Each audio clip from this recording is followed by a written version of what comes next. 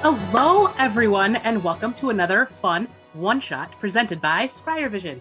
I know, it's sad not to have Dungeon Sphere tonight, but instead, you get me and these, let's see, this way, I don't know, wonderful players. Say hi, wonderful players.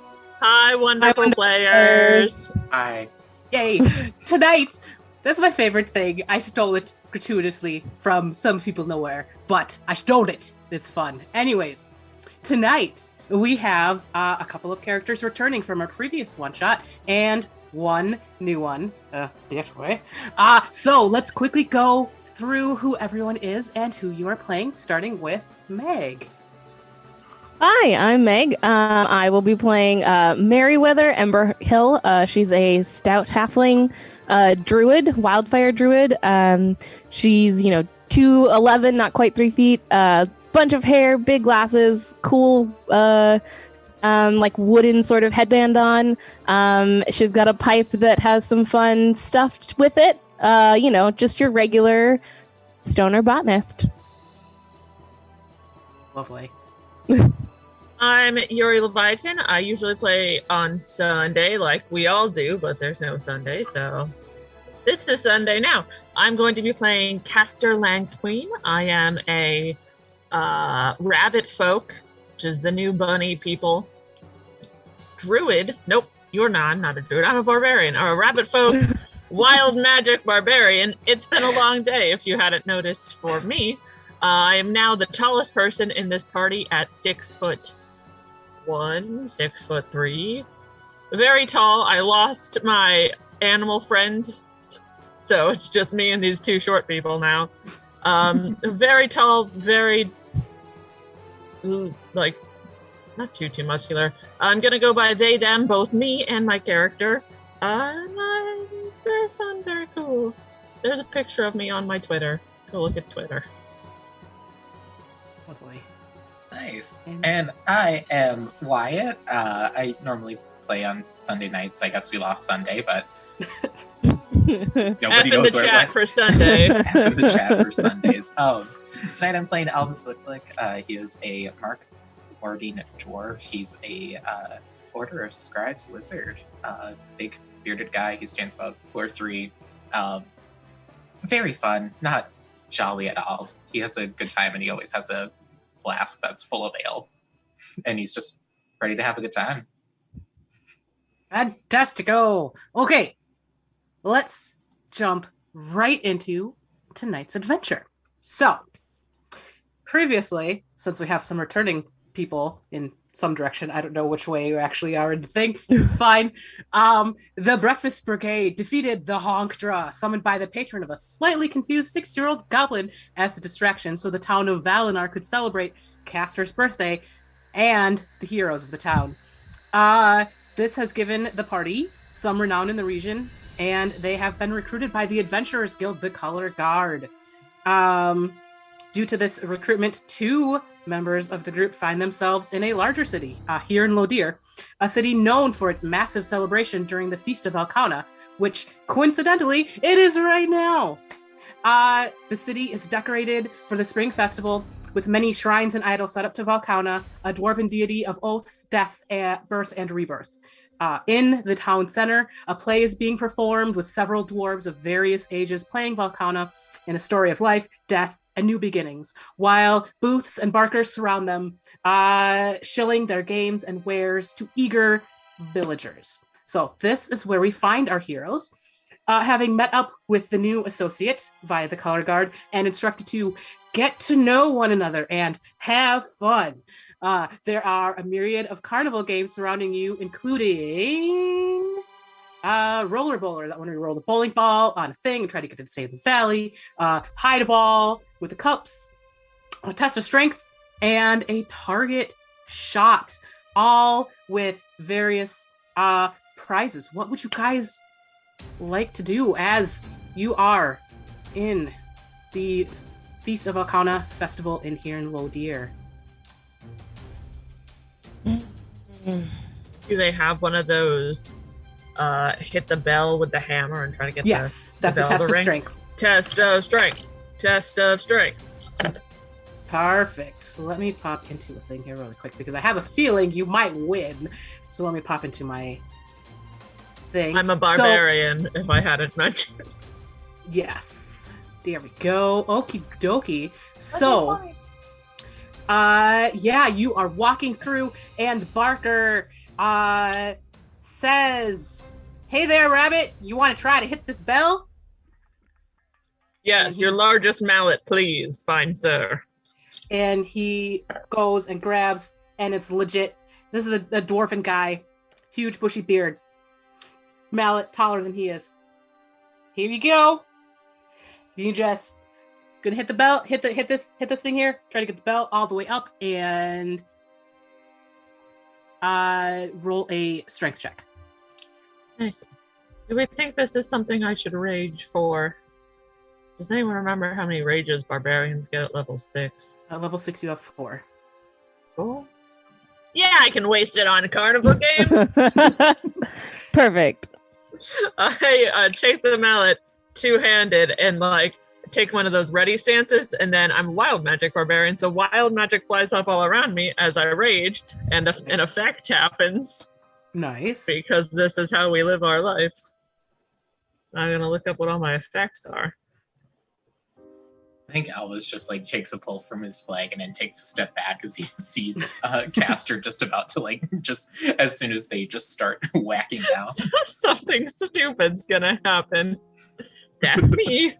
Next to him, there's Merryweather. She's got her little pipe, and every time she blows, little different animals come out. So it's like a dragon and a little field mouse. Nice. And she also backs up a little bit. So I raise the hammer above my head, and I rage, and I teleport 30 feet away with a 2 on my wild magic table. Melissa, can you tell me what I've hit 30 feet away from the stall? As you appear. With, thankfully, only a 14. A 14 on the die? If we're with strength, a strength of 14 as I bring this hammer down on something 30 feet away. You fully land ass over tea kettle in the pond for the ping pong ball in the little cups. And you hear, "Hey, Rabbit, it's this way." As I got hit in the face with a ping pong ball. Yes. I'm gonna minor illusion a 10 on a card and just hold it up. Love it. Going to bonus action, teleport back. Okay. 30 feet. And rolling good. Go for it.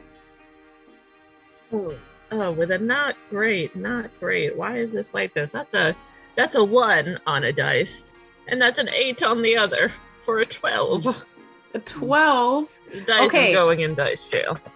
So, he says, "That was a very nice try indeed." And he hands you a small wooden carved baby animal. And he also, it's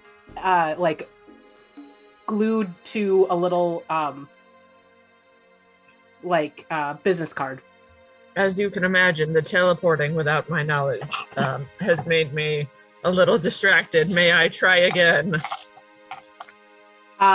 You sure can. As you look at the card, by the way, it's an advertisement for Maywin Bone Breaker's gym. Oh, that's very rude, I say as I crumple it up and I throw it. For, better, it's a 16. What is up with these dice? A 16, and this is so close, but unfortunately that is not quite enough for a large prize, but he does give you this gigantic stuffed animal toy of your choice, because he has a whole myriad of them behind him. Do they have any rabbits or... Yes. 100%. What was Flump? What was the... Flumps are little No. What was the animal that... the Wolpertinger? The Wolpertinger, yes, Wolp. There's a rabbit too. Is a rabbit with wings and Yeah, antlers? it had antlers and wings and a body of a squirrel. Yes, there is a Wolpertinger. I would like a Wolpertinger. He gives you a Wolpertinger. Okay, I've embarrassed myself enough at the strength games. Who would like to pick something next? So yeah, you guys also see there's a target shot for like it's a ranged attack one. The hide a ball and the roller bowler. If you would like to do, if anyone else would like to do any of those, What was the second one you said? the hide a ball. Yeah, Mary would like to do that one. Okay. Yep, and you see this little gnome at the booth. It says, step right up, don't be shy. See if you can't find the ball as I try to hide it from your eye. And as you step up, he says, and here's the ball. It's this little red ball. And he's got some blue cups. It's right here. You see it? He sticks it in the cup, flips them over, and starts doing this guy. So what I need from you is an insight check. So that's gonna be a 14. Yeah, 14. So let me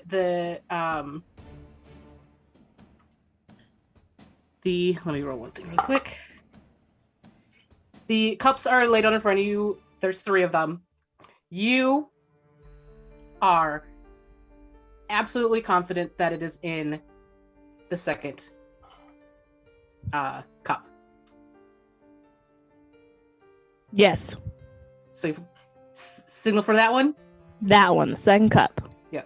And he lifts it up, and there's no ball. Oh, so sorry. It's under this first cup.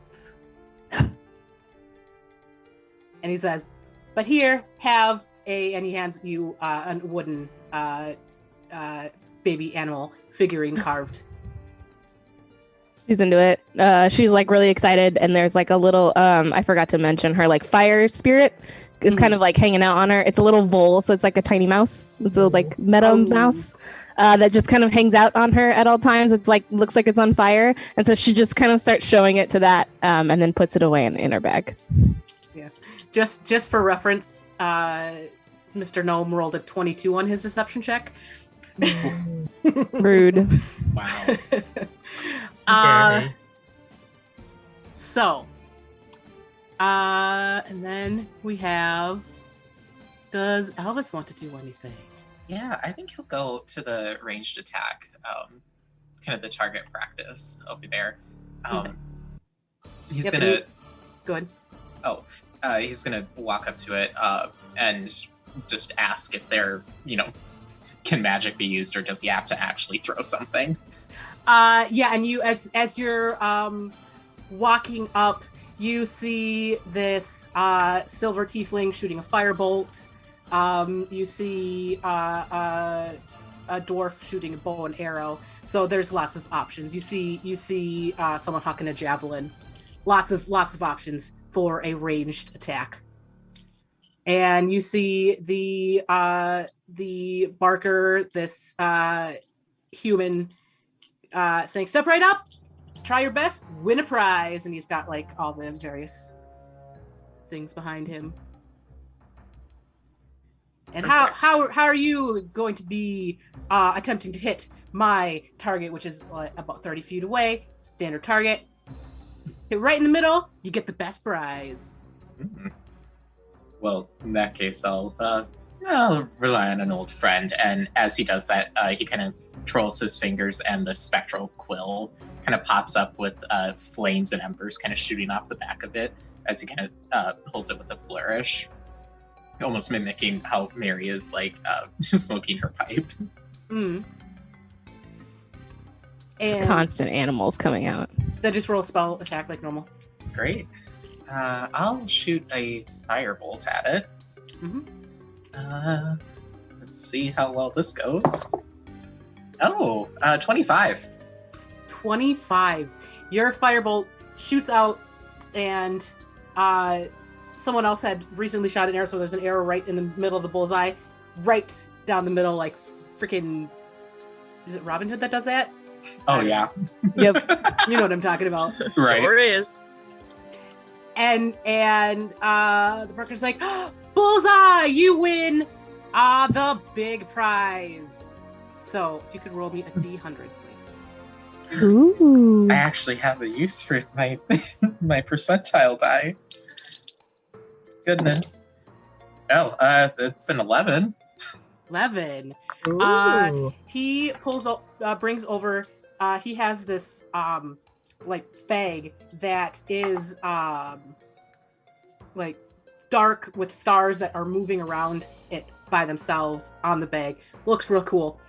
He says, "Reach right in and pick a prize." And as you do, you pull out a boomerang. And he says, "Congratulations on your slightly magical boomerang. You throw this, and it will damage any foes if you manage to hit them, and will definitely come back within 20 hours." It's a magic boomerang. It comes back, maybe. So the actual wording for it is it's called the Lazy Boomerang, a boomerang that deals 1d6 plus dex slashing damage. Once attuned, the boomerang will always come back after 1d20 hours. I love it. Oh my goodness. This is the best thing ever. Does it keep going? That's for amazing. How many half D20 hours before turning around to come back? Or Sometimes it takes a break. You never know. It's lazy. It just flies comes back when for it feels 6 like it. straight hours. Then it flies 6 straight hours back. Whole Yeah. 12 hours. So Yep, it that- 1d6. Yeah, 1d6 plus dex.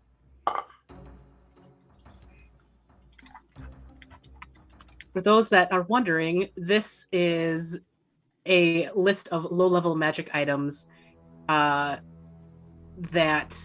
was on Reddit, and I will post the link in the Discord after the show. It's super fun. Did anyone else want to try any of the other games? I would really, really like someone to try the roller bowler, please. Does anyone have a preference of the roller bowler? Uh, I mean, Mary would try it, but also We maybe could all- someone else. Yeah, we could all just kind of give it a go for try. it. We'll all Yes. do it together. Because it's super fun mechanic and I love it a lot, so I just want everyone to do it. So yeah, you come up to the roller bowler and it's the the bowling ball. It has to go over the hump and then not come back past the hump. So the Barker would say, "Step right up, try your luck, try to get it to stay in the valley, and you'll win a prize." So what I need each of you to do as you do this is you're going to be rolling an athletics check. However, you can add up to your athletics story, but you don't have to add the entirety of it.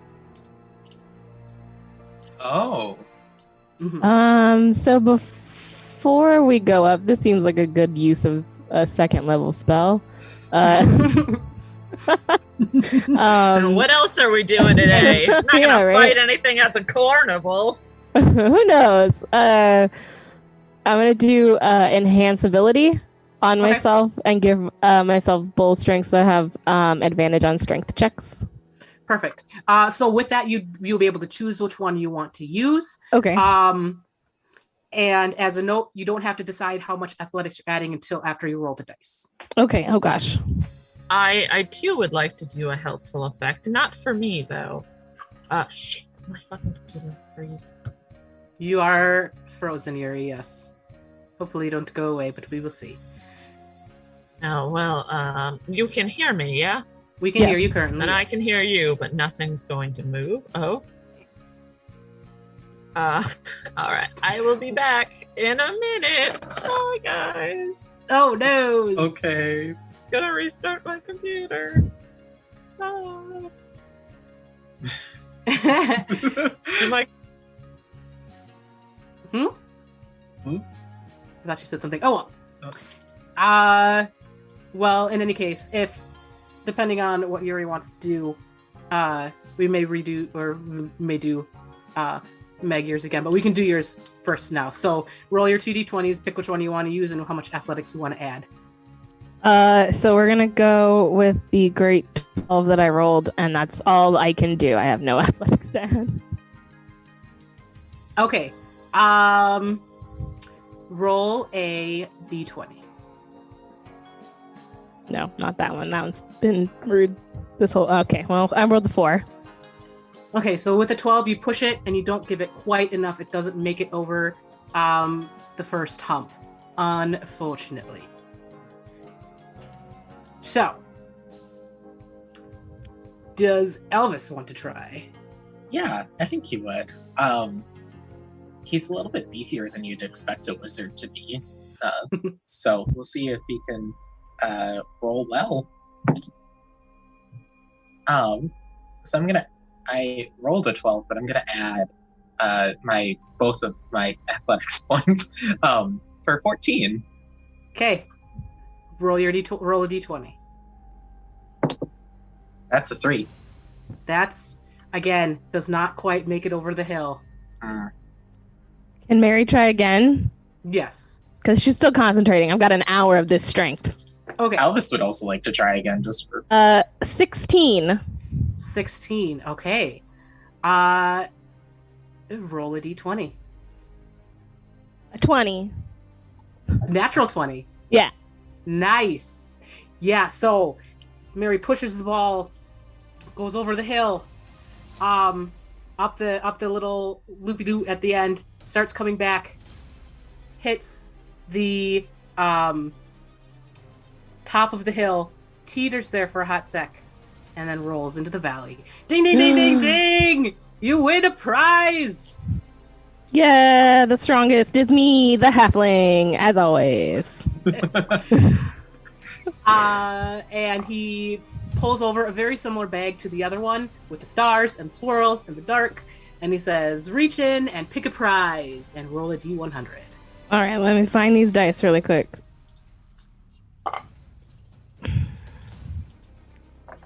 All right, I'm 54. 54. You pull out a costume, which is nose. And he says, "Oh, fantastic! This is great. When you want to disguise yourself as a witch. Also, it lets you discover poison stuff. And this is the Witchy Wonder, a simple green nose with a bit of string. When attuned to it, it gives the user a vile and disgusting putrid green face. And it does also give you proficiency in poison identification and distillation. Well, that's going to work out great for me. So, so cool. Has Alistar taken his turn yet? Alice has gone, yes. But I can go again. Yeah, I rolled twice. What did you get? What happened? I got a 14, and it didn't go up over the thing. All right. Well, since you've done yours, I'm gonna do it on myself. As a 6th level wild magic barbarian, I have bolstering magic. Mm-hmm. So, for 10 minutes, a creature, including myself, can roll a d3 whenever making an attack roll or ability check, and add the number rolled to the d20. So I'm gonna do that on me. Okay. All right. What do I roll, small man? So roll a strength check, and then you can add whatever you want from your athletics, and then that d3. Got a 10. I'm proficient in athletics for a 7. And I'm going to roll a d4, and if it's a 4, I'll roll again. It's a 4, I will roll again. It's a 4, I will roll again. It's a 1. Okay, so I've got a 10 plus potentially 8. What so 18, target am I roll trying to... a d20. Roll another d20. Yes, and this is just straight. 18. Just what you needed. You roll the ball, and it is considerably harder, but it hitches at the top a little bit. And when it comes back down to the top, it looks like it's going to flop back over and right out again. But at the last second, pops back in. Ding, ding, ding, ding, ding! We have another winner! Woo-woo! It wasn't about pure strength. It was about skill, I say as I heft my thrump even larger onto my back, standing triumphant. What is it called? A warp? Whooper? Yeah. Whooper-tinger. Whooper-tinger. Yes. And he brings over a bag and he says, pick a prize, any prize. And you reach in and roll a D100. 70 even. 70 even. Okay. And you pull out a potion bottle that is filled with a semi-transparent liquid. And he says, oh, this is fantastic to play jokes on your friends as you become mostly invisible. And this is Dr. Wittershin's Invisibility Ingress Potion. A potion of invisibility that nearly work. They will instead turn you semi-transparent. And what is the benefits of this potion, small man? I do not see it. That would be a +3 to stealth checks for 10 minutes. Wonderful. And there are 4 uses of this potion. Got a potion, a boomerang, and a witch nose that Mary's just sitting there like putting on and off.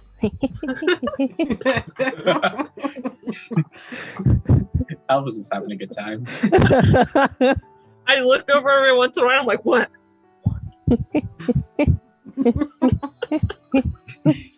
Perfect. Yeah, and as Caster is finishing up grabbing their prize, all of a sudden you hear a mechanical voice cut through, and Yuri and Wyatt will remember. I don't know if you watched the last one shot. All cities in this world have basically a Magic Mouth PA system. So you hear over this PA system, where did I put it? Kobold incursion from the east. All able-bodied residents should report to the nearest town watchman. And you see one of the town guard come out from wherever they were. Who knows? It's mystery. And start directing the various residents to points around town. And the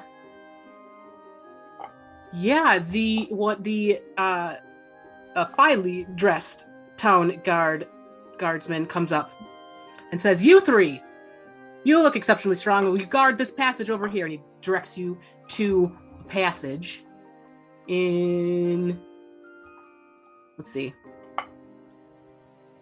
to the southwest of the square, because you guys are in like a square or a oval, I guess. And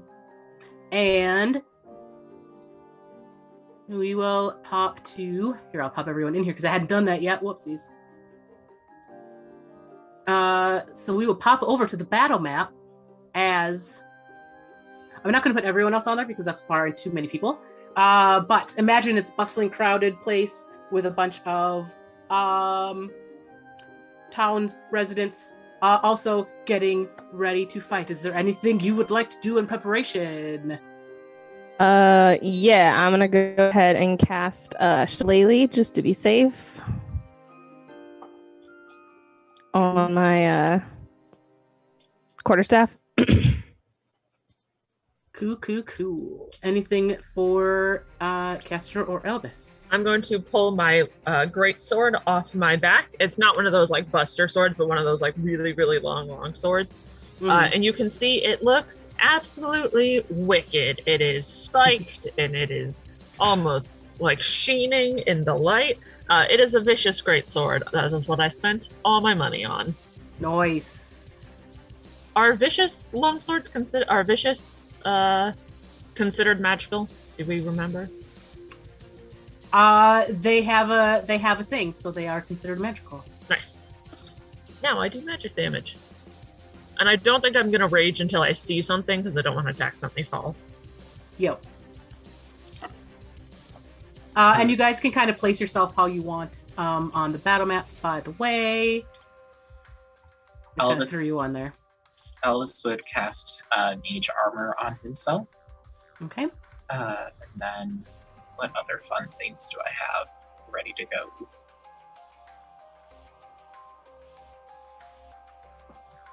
Yeah, he'll just do that. And we'll go from there. Cool. And yeah, as you guys are getting ready, you do see in the distance, you hear a rumbling. And just a massive number of kobolds. A couple of swobolds coming towards you, and they seem each group seems to have a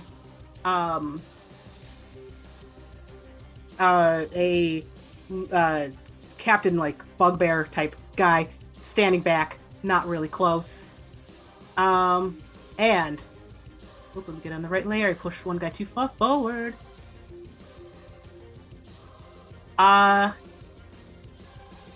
These all start coming towards you. I would like everyone to roll initiative, please. And if you have the D20 app or the Beyond 20 app, and click on yourself, you can pop into the turn order automatically. See if this works. I'm gonna do that, but I'm gonna do physical dice for all my other attacks. Yeah, there sure. it is. Okay, cool. Yep, it 100% went. Yep. Good. Okay. I do not have that extension installed. I did it like right before this and then tested it a bunch. That's why there's like A bajillion rolls. Yeah, I was like, okay, it works. Nice. Mm-hmm. I rolled an 18. Okay, I'll get you in just a hot sec. I'm rolling all my dudes. Because I have a few. So they're going to go in groups of 2 just because easier that way. And... I'm just not rolling hot all night. Ooh, that one did good. Let's see if it likes it if I do this. Sometimes the app does not like... Oh! All of my guys are doing good. Oh, no. I don't know if you guys can see this on through Twitch, but I almost called you Moxie. Meg's little icon almost looks like one of the Octolings from Splatoon, and it's very cute. Okay, so there's that. And then I do have to do my... Sorry, I should have pre-rolled these, and I did not even think of it. Oh my gosh, all my guys are rolling so good, guys. This is awesome. It's always bad when your GM rolls really well, and you're like, great, I guess we're all just gonna die. No big deal. It's fine. That's why my players like me. I never roll well on initiative.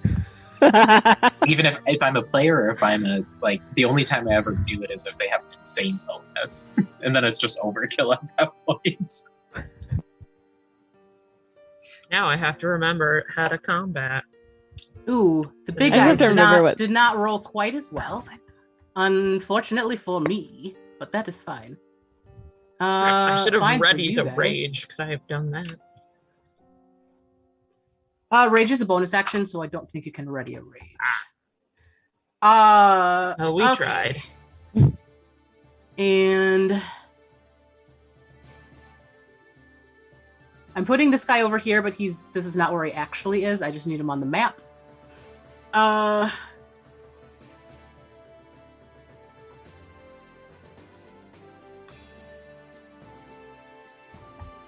there we go. I think we got everyone rolled. That only took a million years. Sorry, guys. I should have pre-rolled all of that stuff. Descending. There we go. So, we are going to start with the yellow ones. And excuse me. So they have movement. 1, 2, 3, 4, 5. 1, 2, 3, 4, 5. Yuri, do you want to right now have you not on a thing? So you can push up one and I will push up one. Yeah, or push back one. Whatever you want to do. I'll go for it. Okay. You know that Barbarian motto. Take all of the hits. That we all know so well, so I don't even have to say it or pretend to make it up. Yes. Okay. So these little kobolds are going to run up to you, yelling in Draconic, like, kill all the things, except for in Draconic. So I don't know who can understand that. Not me. I think the other two can. Common, and I know Sylvan. I think the other two have it. No, I got Common and Halfling, I think, and like one other. Oh, and Druid. Druid. Who? I thought the two people had Draconic. Maybe it was just Elvis? I think last week 2 people had Draconic. Yeah, I have Draconic, but I think... So Elvis understands. They're yelling, kill all of the things! That's not very pleasant. 22 to hit for the first one. Just passes. It's a 17. So 6 points of damage for first guy. Okay, full 6 points. And the second one got to 14 to hit. That does not hit. Does not hit. Okie dokie. So, those guys are done. Then move on to Mr. Swobold. He's coolest. Not really. Let's see. Oh, but he's super swole, which also means super slow.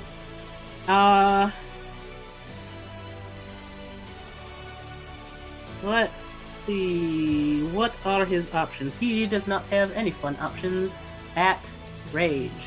1, 2, 3, 4, 5, 6, 7, 8. And that's that one's turn. And then we have 2 reds. Sorry, all of my guys went first. I'm sorry. This is probably kind of boring. Okay, this is fine. Okay. Wow. 1, 2, 3. 1, 2, 3. They are small, so they can share spaces, except for not like that. Oh, no. There we go. Okie dokie.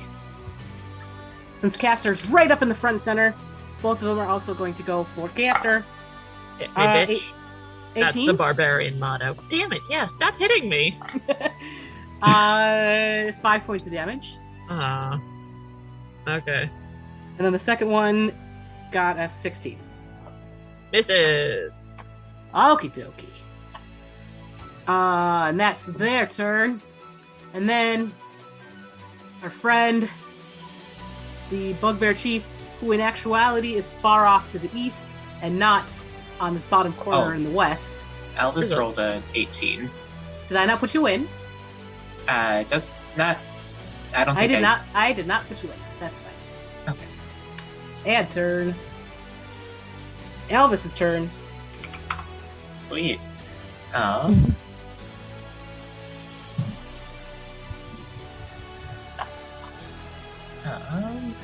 Great. I am going to make a... Might be easier if I draw this out. So I think this will... Yeah, this should hit everybody. So I'm gonna... It's like a 10-foot radius sphere. So essentially it'll be like that. I am gonna cast Shatter at second level. Oh no! My little guys are gonna die. So I need a DC a con save of 17. Okie dokie.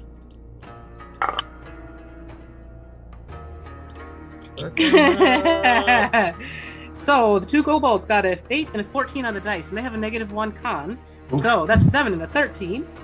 Our lovely Swobold got a 3 on the dice, so that's a 5. Oof. So what happens? So that they all take 15 points of thunder damage. Ooh, 15. Oh no. My poor kobolds. Yeah, Elvis kind of takes a moment and slams his tankard of plenty down on his hand, and kind of the sound reverberates through the square as this like empty tankard just kind of dings. I don't know, but from that main point, it just kind of causes this reverberation to go all over, just in that sphere. Yeah, the two kobolds. Literally from that shatter, just like a liquefy on the ground. It's real gross. Yep. Yes, the Swobold was not a fan of that, but he's still way up. So, anything else? I might move back by. I'm just gonna move over here. Okay. Just get a little bit further back, a little bit more distance. Cool.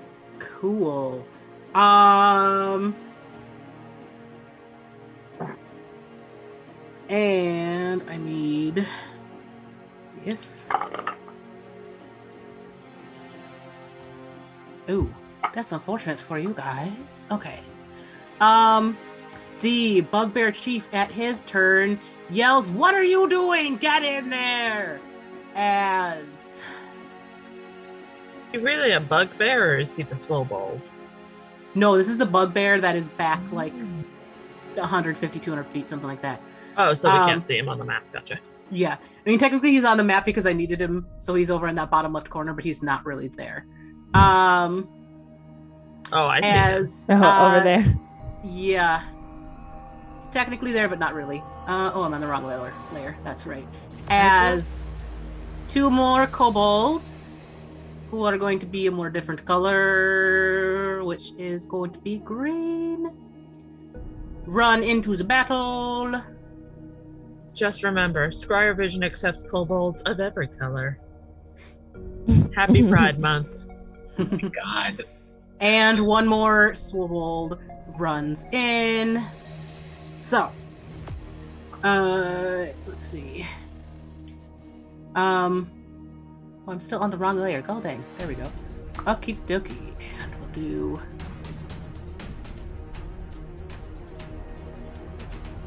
these for the green guys. Oh my God! I'm okay with this, but holy cramoly. Okay. Stick them right there. And the snowball that came in. Oh, that is a D100 thing, not a D20. There we go. That's a little better. They roll an 80 to hit. What's your armor class? I think... did I not flip that? Oh my goodness, I'm having so much trouble today. This is fine. This guy needs to come through the token layer.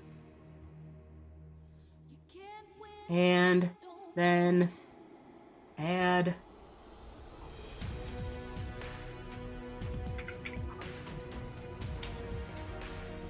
there we go. So that is the Bugbear's turn.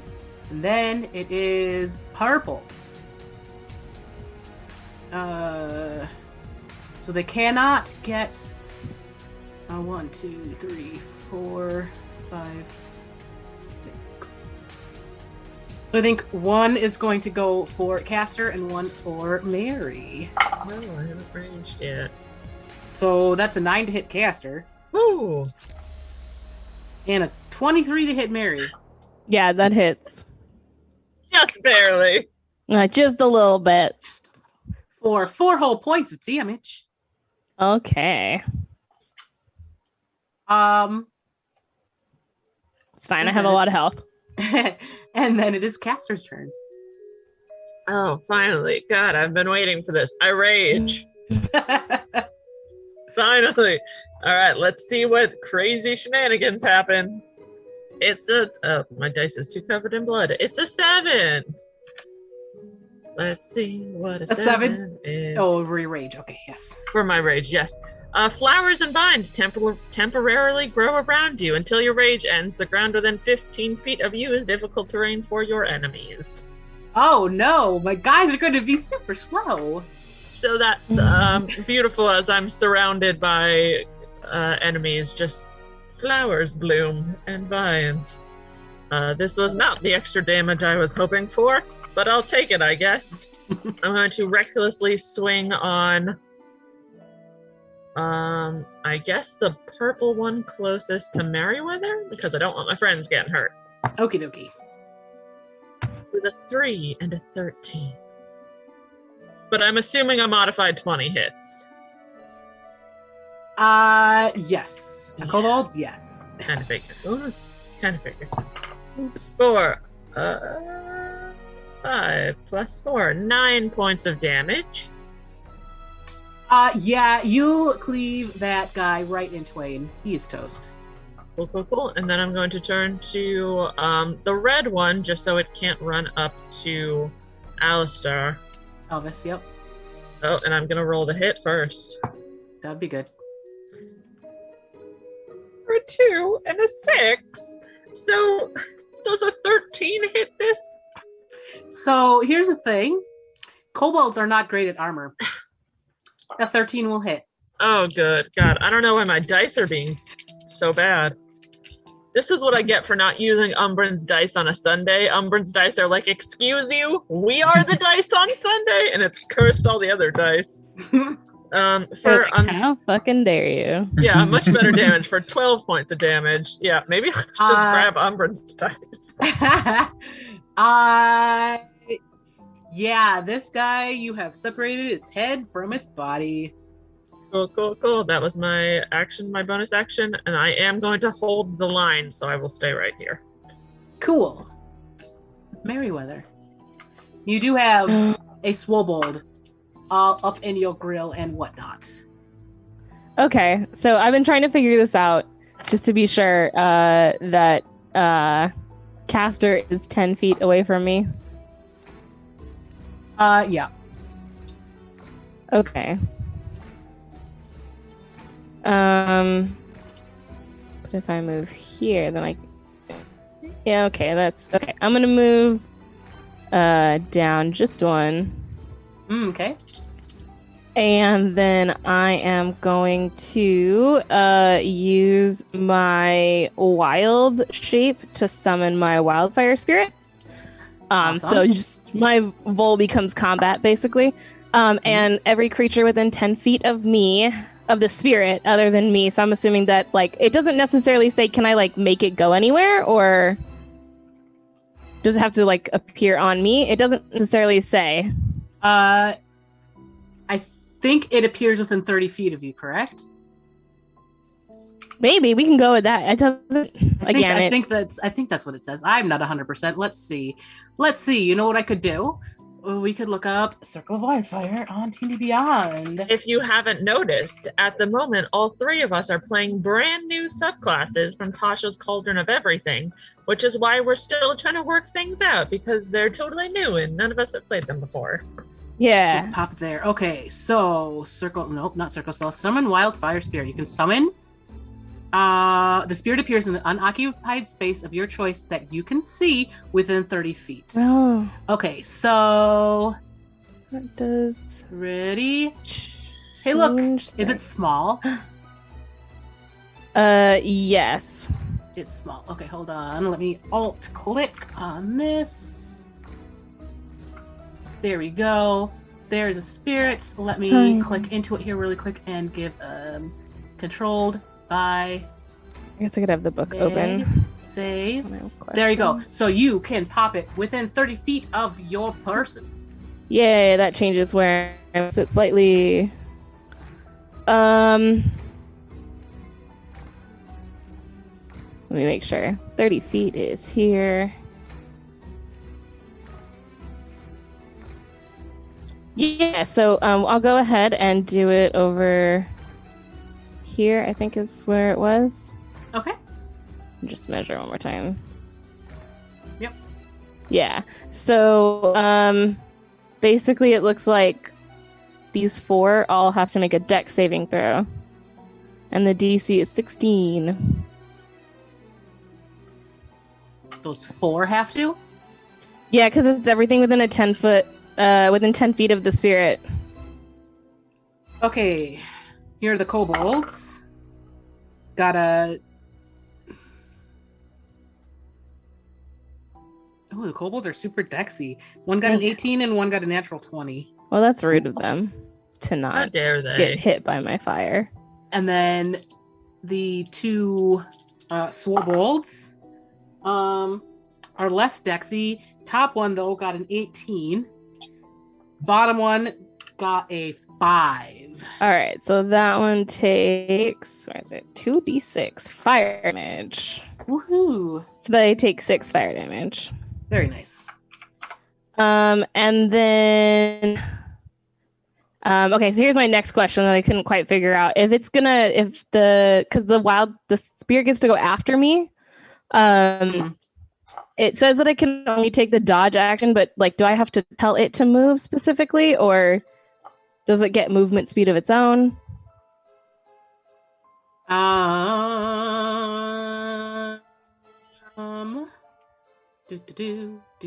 Use an action to do that. I can bonus action tell it to do stuff. Takes. Not just dodge. So I think it can. You can use a bonus action to have it do something and move. Okay. Yes. So my bonus action, since I don't have anything to do, will be to tell it to do a ranged weapon attack on the one next to me, and then to sort of make its way back to me. Or actually, it'll go over towards Caster. Okay, so roll your... I thought you were going to throw the boomerang, and I was all like, wait a second. I don't have the boomerang. Okay, so roll your ranged spell attack against the one that's on you. Yeah. You said? Okay. So... Yeah. That's going to be your normal ranged spell attack. Yeah, so that's the a 19 to hit. 19 will hit. Okay, and then that does 4 fire damage. I didn't roll that very well, but okay. So you added your proficiency bonus to the dice roll? Yeah, I rolled a 1. Oh, not great. Yeah, so it did 4. It's a tiny mess. You catch this poor little swobold's loincloth on fire. He is not happy. Yes. Suck it, Kobold. Yeah, and then can it run? Right? It can. The kobold will probably try to shank it a little bit. That's fine. I am unaware of how much it can move, however. It can move 30 feet. Ooh, okay, so whoops. I'm just trying to measure how. Okay, if I could click the right things, that would be. Yeah, it's gonna go hang out. It's gonna go right and be like on Caster's shoulder, and Mary's gonna shout, "Let me know if you need a teleport." In that voice. Ooh. So the kobold attempted to shank your little fire elemental, but could not figure out where exactly it should hit a flaming thing. It rolled flaming a mouse. Perfect. Anything else? That is my turn. That is my action and bonus action. Cool. Now we're up to a million kobolds. It's fine. Okay. 1, 2, 3, 4. 1 there. He'd moved and dashed. That's his turn. And then we're up to 1, 2, 3, 4. 1, 2. I think this one's gonna go there. That's his turn. Because, god dang, they are slow. Okay, and then we have, is that purple? I don't know. I can't tell. Nope, maybe not. I stuck them all on top of each other. That was a poor choice. There we go. That was yellow. It's yellow's turn. And yellow has an ally within 5 feet. So, What's that? that is a 21 to hit caster 21 I'll hit. for 3 plus. What was it? I turned up of the page. 2 for 5 whole damage, half to 2. Ooh. Nice. And that's yellow. God, all of my kobolds are right in a row. That is ridiculous. Okay. Did I have anything else? No. Okie dokie. And then we're on to green. The new ones that jumped in before. 1, 2, 3, 4, 5. Alt. 1, 2, 3, 4, 5, 6. They're all gathering around caster. So, 23 hits Yeah, 23 hits. for another 5, half to 2. Alright. 19. 19 will hit. 3, half to 1. Nice. These kobolds are very sad damage, but it's fine. And then we are up to Monsieur Swobold.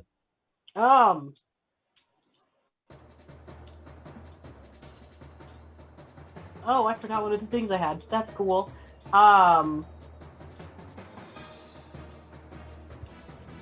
So, Mr. Swobold that is in front of Merryweather is going to make a slam attack and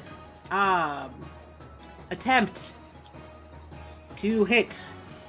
We have the thing. Oh, I don't think that hits though. 12 to hit. That does not Mary. hit. Nope. Okie dokie. Slightly beefier than that. Okay, yes. Okay, so that was that one. Finish this. What's next? Both of the reds are dead. Okay, so as it turns out, my Swobolds have a thing where if they dash and end within 5 feet of someone, they can do their attack. So they're going to do that!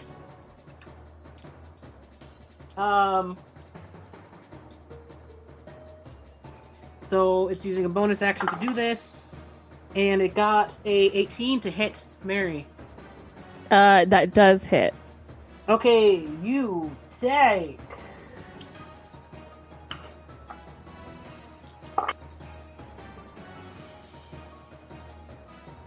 7 points of damage, and you are grappled.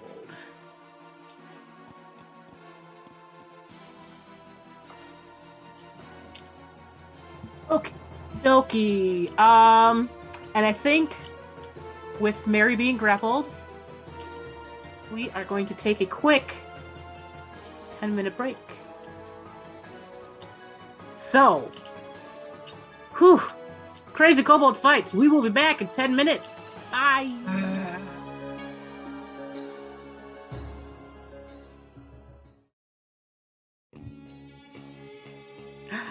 And we're back. Hi, everyone. We are in the middle of Kobold Battle at the Carnival, and our good friend Mary just got grappled by a Swobold. Oh, noes. So we are going to jump right back into this round 2 of action and go to Elvis. Perfect.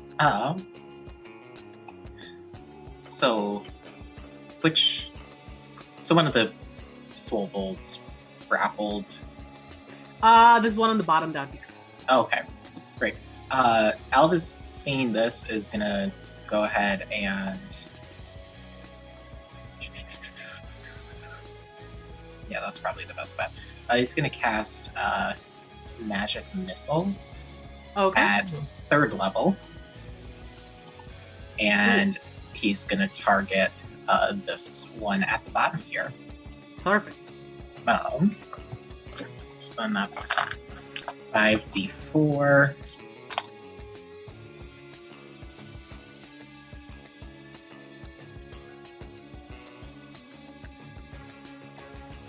So that's 15 points of force damage. 15? Cool. Yeah, as the what do your magic missiles look like again? Elvis usually took whatever he like kind of threw his flat or what is it? The tankard of plenty. He usually would throw that in the air and just kind of take his this quill that he has and kind of pierce through them, so they all turn into like these icicles as they like all lovely. shoot into. Beersicles, yes. as it was. Yep, these ones do force damage though. So as the beer skulls smash into this soul ball, he's and that is like, I don't think so, and continues to grapple. And we are on to our good friend Bugbear, who says, "We need more men. Get in there." Oh, geez, you keep on rolling really good on on the thing. As I have a number of things that are coming in, and a percent for them to be a bigger guy. And both times, that percent has rolled properly. So we get 2 more kobolds who get to be an even more different color.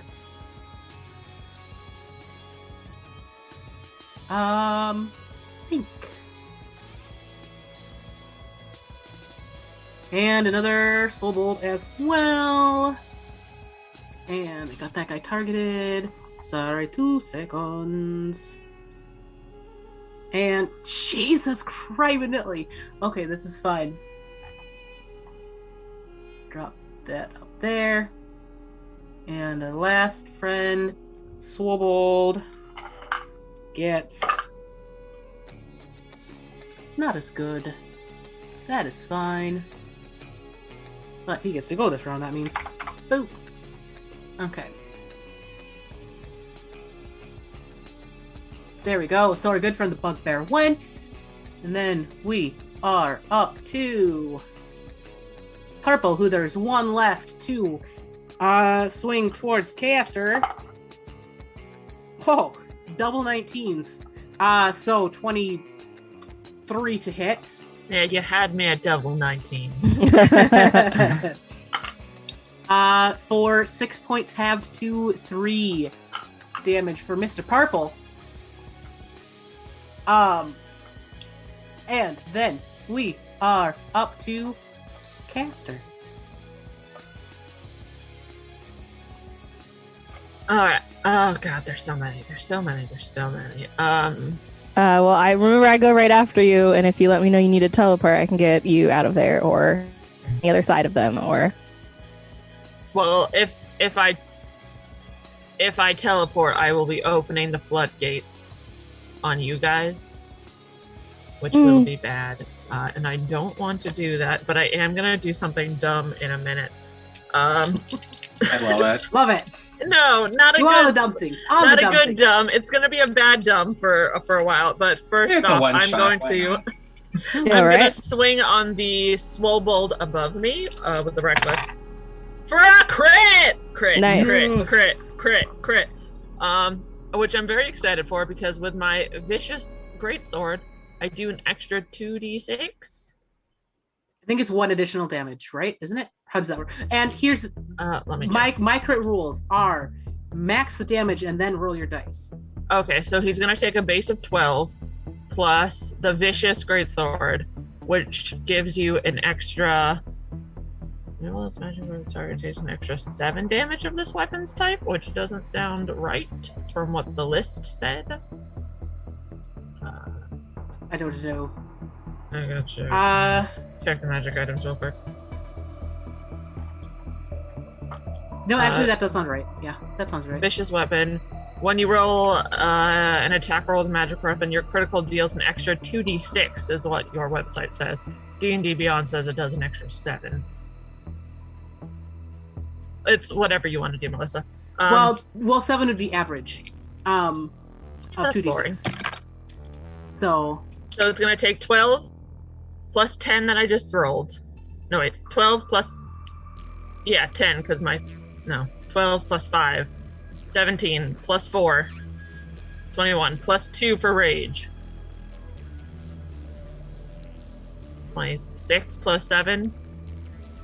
34.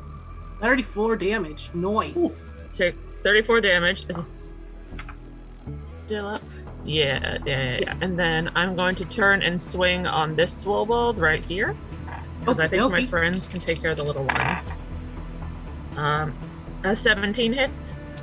A 17 hits. Okay, so it's gonna take... 2 5s on the dice!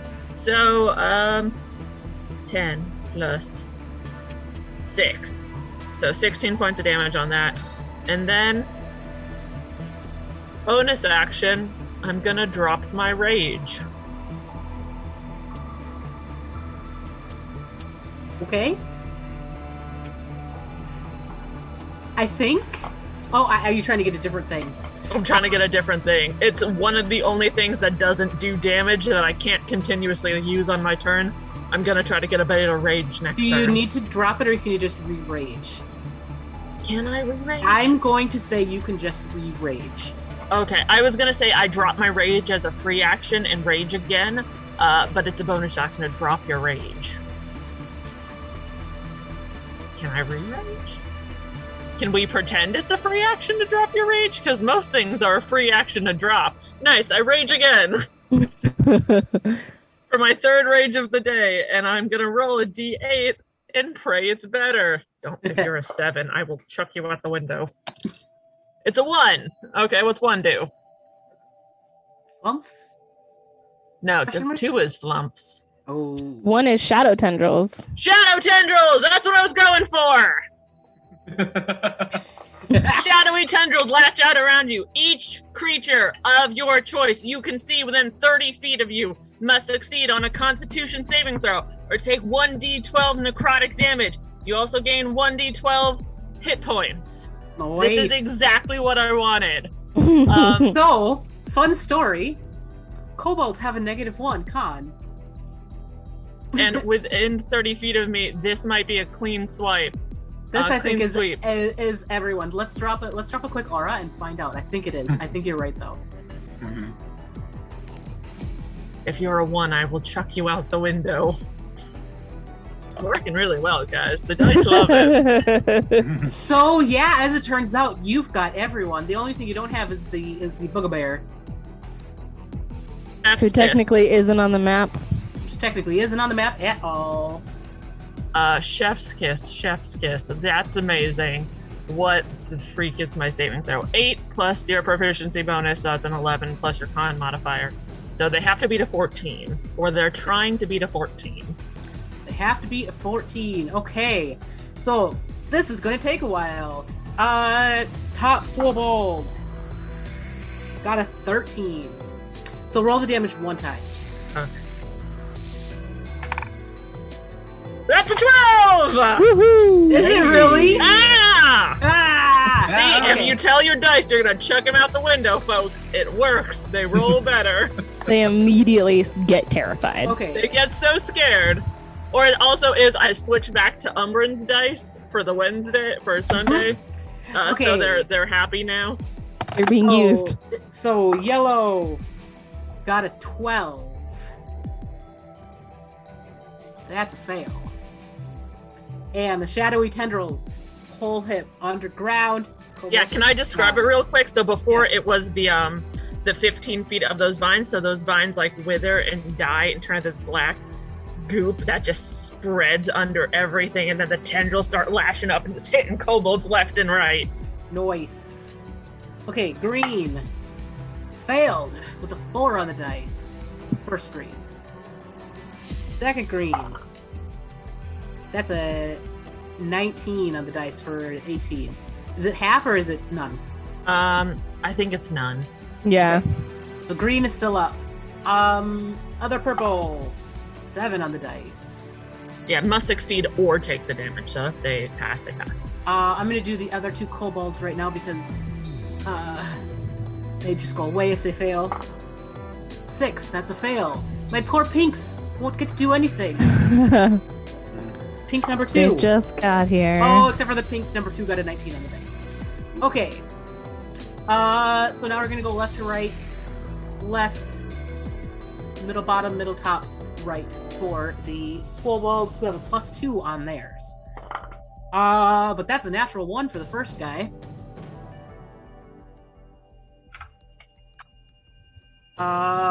Middle bottom got a 16. That's a 16. Yeah, that passes. Yeah, they're trying to beat a 14. Top middle got a 7 +2. And far away got a 16 plus, so he's fine. Okie dokie. Well, that was a fun turn. Makes my life a lot easier. Look at this. You know what I can do? I can freaking delete everyone except for green and pink. And then they'll go away off my board. That one could go away. That one could go away. I'm so happy that worked out. I was all like, okay, I'm going to drop my rage. I'm going to take all this damage from these darn kobolds. But next turn, maybe it'll be better. This is fine. Merryweather! Yeah, I saw grappled, right? You are grappled, yes. But I can still do stuff, I just can't really move all that much. The grappled condition says, and I always forget what it is because there's like... I know. All of the different things have like different increases. So grapple.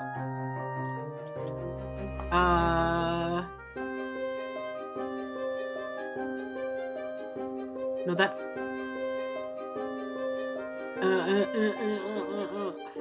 I mean, it's a DC. It's a strength.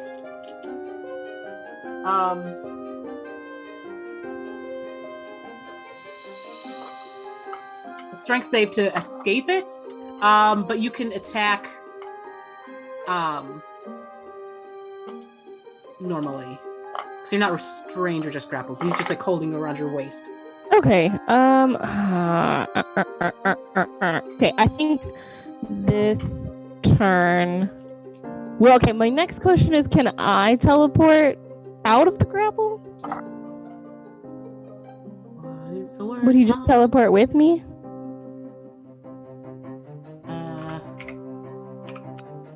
I closed the thing. Hold on, let me get back into it. And I'm out of the right place. Oh my gosh, things are everywhere. This is terrible. Here we go, let's do this. Hey, I went to the right place on the first try. Look at me. Okay. No, I didn't. Oh my gosh, this whole thing is weird. There we go. Where's your teleport? Is that enhanced bond? That's in the That came summon from? wildfire command. It's a Oh. bonus action. That's like where it is on what's it called? Oh, the spirit and each willing creature of your choice within 5 feet of it. Mm-hmm. So your wildfire spirit goes after you. Yeah, So, but it could move and then do that, correct? it could, yes. Yeah, which is fine. I just won't do that if I can't make it maybe take me with it. Because I'm grappled. Yes. So if it... So it has to be within 5 feet of it. So if you could theoretically teleport you and cast her if you wanted, but you need to do your turn first. Yeah. Okay. I just wanted to make sure that I knew what I was doing on my turn, if I was going to get out of it or not. I'm not. I'm just going to cast. Oh, that's right. I'm sorry. I was confused. Yeah. I'm just going to cast Cure Wounds on myself. Okay. I don't know if that like rolls everything already. Yeah, it did. Okay, so I'll take back 9, and then because my dude is out, make sure. Yeah, so because he's just out, I get to roll a d8, which is a 4, and I can add that bonus. So I go up 13 health. Oh, nice. Okay, well, I'm Oh, back up to health. I totally forgot. Speaking of health, I gained a D12 of necro. Yep. And not great. It's a 3, so I've got 3 temporary hit points. And then as my bonus action, I will tell my spirit to move and come teleport me. So it'll Yep. come Up to 15 feet. That's 15 feet, right? Yeah, I'm only 10 feet away, so it So we can do its movement and then teleport you 15 feet from there. Yeah, so where do I want to go? I guess we will... let me measure. I'll come over to here with the spirit because it's teleporting me. And each creature within 5 feet of the space that the spirit left has to make a dex saving throw. So all 3 of those dudes. So, that's on their dice with a +0. 8, 1, 4. Woo! 8, 1, 4. Okay, so they all fail. Yo. So they all take 8 fire damage. Jeez. Okay. Killing Nice. them. Love it. -8. Okay. And... Oh, I thought that one was more down. It's not. Okay. Cool. Yeah, they are, you see them starting to get slightly, immolated. All of them, their little loincloths are on fire. Sad day for them. Anything else? No, that is the end of my turn. Okie dokie. And then we are on to Mr. Dash. He is going to do a slam attack against Caster. Gets 21 to hit. Yeah, that hits. Okay.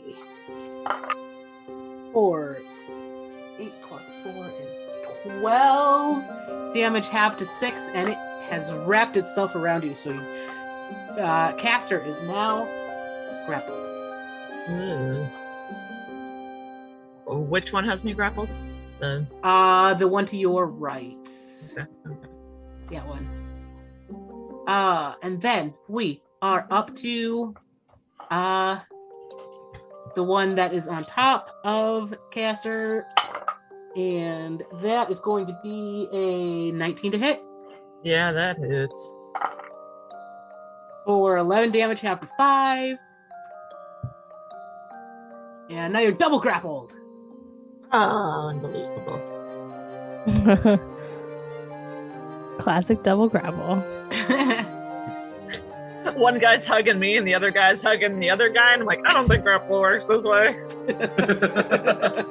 They just really wanted to say hi. They're just very friendly. They are. But small kobolds, they stand like, 4 feet at best? And then bottom left guy also is going to attempt. Oh man, I'm rolling really, really well tonight. That's a 24 to hit Caster. Oh my god, yes. For Stop 13, hitting me. 13 half to 6 damage. And now you just have, so one's like wrapped around Caster's shoulders, one's wrapped around the waist, and one's wrapped around the knees. They're just like, ah! Hey, Mary! About that teleport? Now would be nice. But Caster is officially bloodied. Whoa, nose. Okay. From the 68 down to 35. Wow. Mr. Green is going to attempt to hit this grappled Caster and get a whopping roll a 14 plus 4, so 18. Yeah, 18 hits to 17. For 4 whole points of damage, half to 2. That's green. All my guys are gonna go now. Here we go. This guy, middle middle bottom guy is crabby that he got torched. So he's going to come up here. Ooh, not advantage because he doesn't have an ally within 5. So that's a 3 + 6 to hit. Mary, which I don't think hits, a 9. No, that does not hit. This guy's going to do the same. 1, 2, 3, 4. Oh, you know he has a dash, which means he gets to do the thing. Bonus action, but that's a disadvantage. So, that was 18 to hit. That does hit. Okay. So 3 + 4, 7 points of damage, and you are grappled. Ah!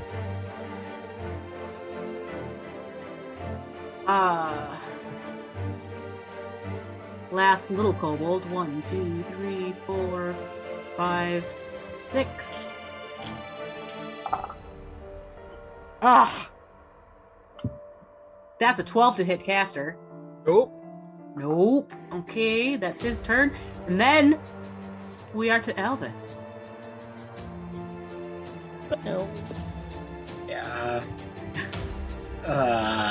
Crud. This is not good. Elvis turns and runs. No. As all wizards tend to do one day.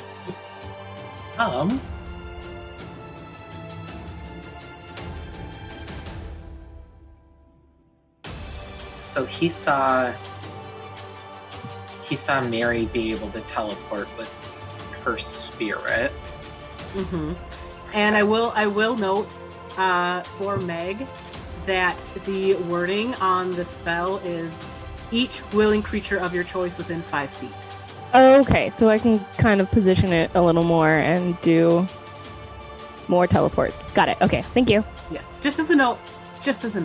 Yeah, especially since I'm now within a nice distance of caster. Yes. How many times can you do that? That is just a thing it can do if I remember correctly. It's just that I have to take my bonus action to tell it to do it. But I don't really have anything as a bonus action, so. That's crazy. What is Elvis doing? He's gonna ask Mary, can you do both? Can you get both of you out at the same time? Yep. Great. Get out of the way. Elvis is gonna dash over there and is gonna hold his action to cast a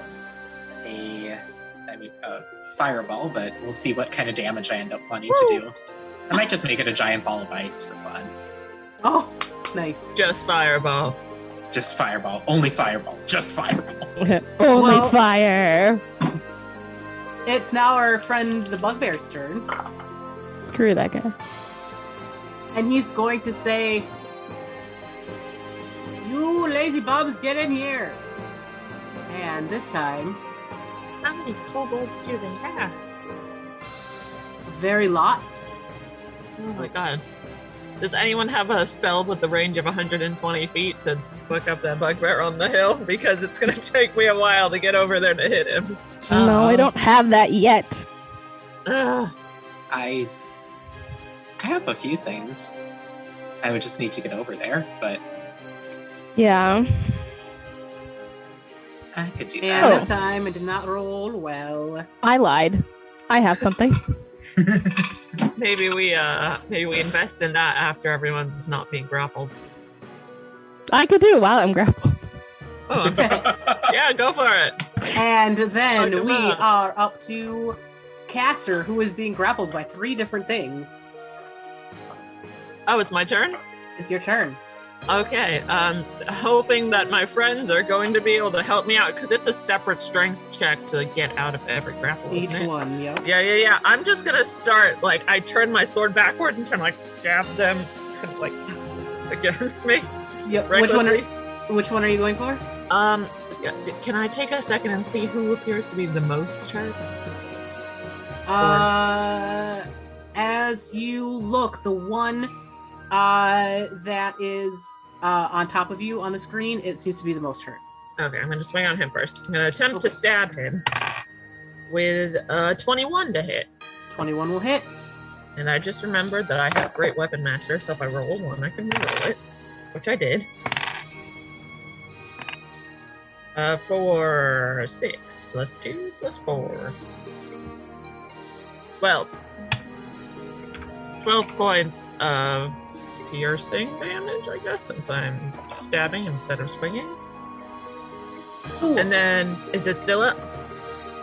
It seems to be on its last legs, but yes. Not gonna waste it. Is there one that doesn't look hurt at all? This one over here does not look hurt. Plus the 2 little baby kobolds on your 6. Yeah, because Elvis had mentioned Albus. Elvis. I turn over and I scream, "What's your name again?" That's something about fireball, so I'm just gonna try to get them hurt and hope the fireball finishes it off. Oh my god, garbage! It's garbage 16. 16 will hit. Okay. For a 1 and a 2, get rid of both those. For a 5 and a 2, 7. So 1 more than it was last turn. 7 damage? 7 plus 2 plus 4. Oh, I can math. I can't. That's 13. 13. 13 on the other one. Cool. Anything else? I'm gonna hope my friends do something. That's my turn, yeah. And then we are up to Mary. All right. So the bugbear guy is 120 feet away, exactly? Ish. Yeah. Okay, well, if I do something that has 120 feet of range. He is at 120 feet from this spot here. Okay, so he's even closer from where I'm standing here. So right? Or do I need to actually... No, he's like 150 feet from you. Ah, okay.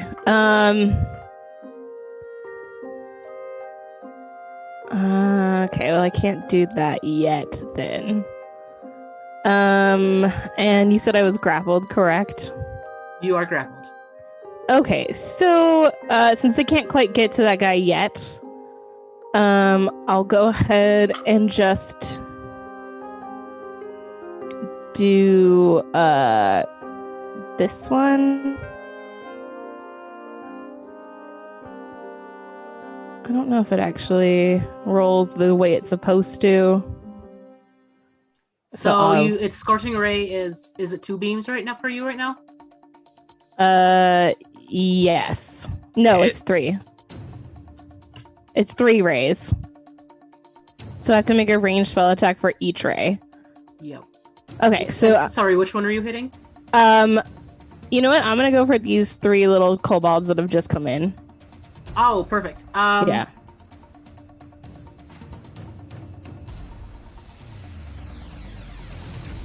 Let's see. So, kobolds. So what's your third roll?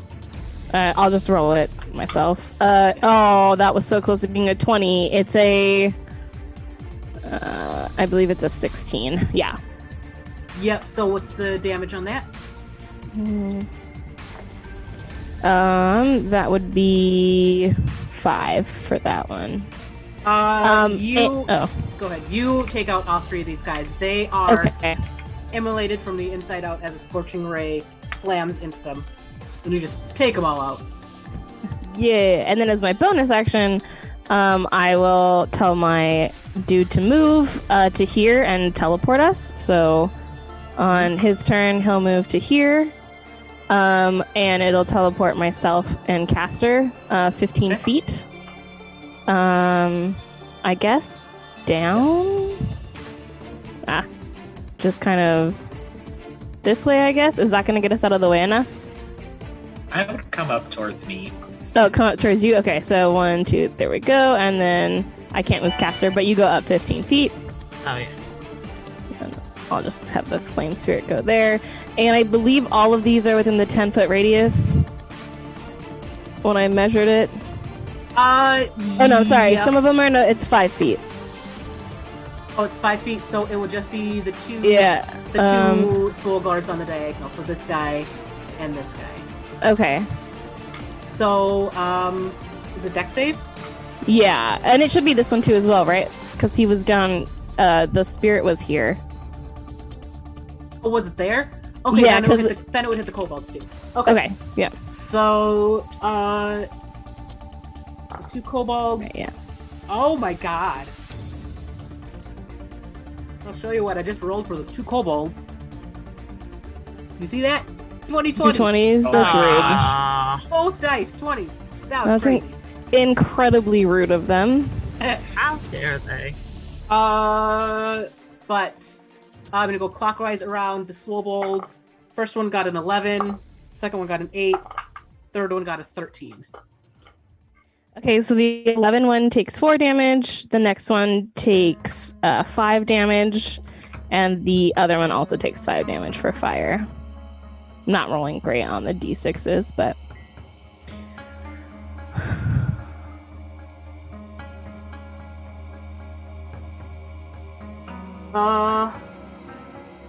Okie dokie. Anything else? no, that'll be my turn. And they have teleported, so held action goes. Yeah, giant ice ball just goes down right in the right in the center behind the swobold and the pink and green. Oh, Jiminy Christmas. Okay. Yep. So that will hit all of them. Get him.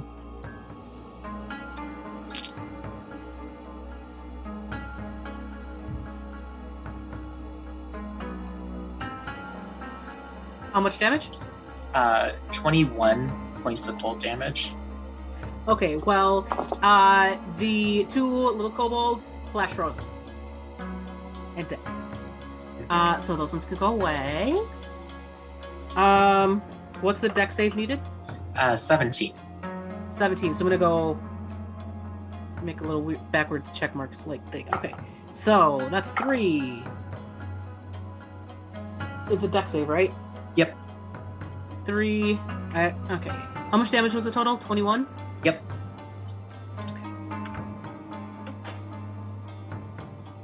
So the first one got like an 8. The second one got an 18 plus nothing. I was going to just do them all because I was assuming they were all going to fail, but nope, that one didn't. That one's a nat one. Cool.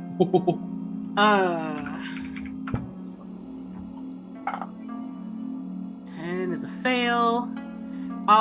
This top guy also flash frozen, toasted. Okay, and then oh man, those are some garbage rolls. Okay, so these guys are all looking very oh man, 2 of them are looking like they're on their last legs. We have, let's see who's all left. Those 2. So normally those 2 swobolds would be going. But can I get everyone to roll a perception check, please? Nat 1. Oh no. You are fully engulfed in the ice ball. And I think it's just Alice is just there going, yeah. I rolled a 20, so 28. Oh, nat 20? Nice. Yeah. Balanced. And did Yuri freeze again? Oh no! No. Oh no! Okay, well, we will move on then with that 28. Mary, you hear this odd bellowing horn, and the remaining bugbears, oh, there goes Yuri, take a reaction and start dashing away. Yeah, get out of here.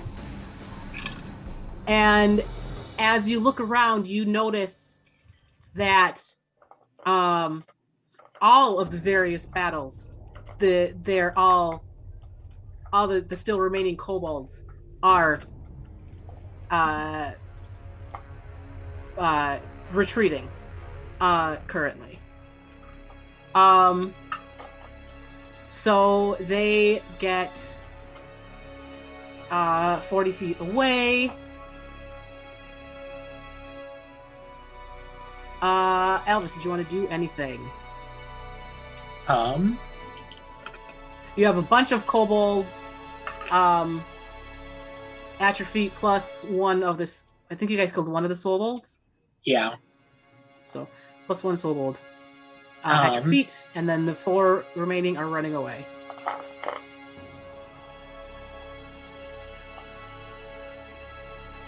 Okay, if they're all running away, I rolled a nat 1, so I don't really know why they're running away. I might go ahead and... I will say...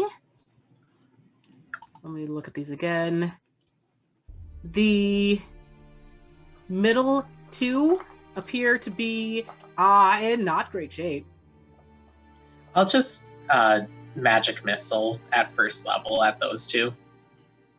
Okay, Sorry, my internet is garbage today, and it just keeps... Oh, no. well, the roll a perception check really quick. Oh, okay. 10 plus 5. 15. You heard a bellowing horn off in the distance, and all of the kobolds and swobolds started retreating, beating a hasty retreat. Did I get opportunity attacks on any of them? No, they were. You guys had teleported away. Okay, So yes. none of them were in range. So two magic missiles at which one?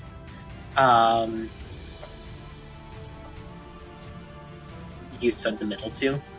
The middle 2, yeah, are looking not great.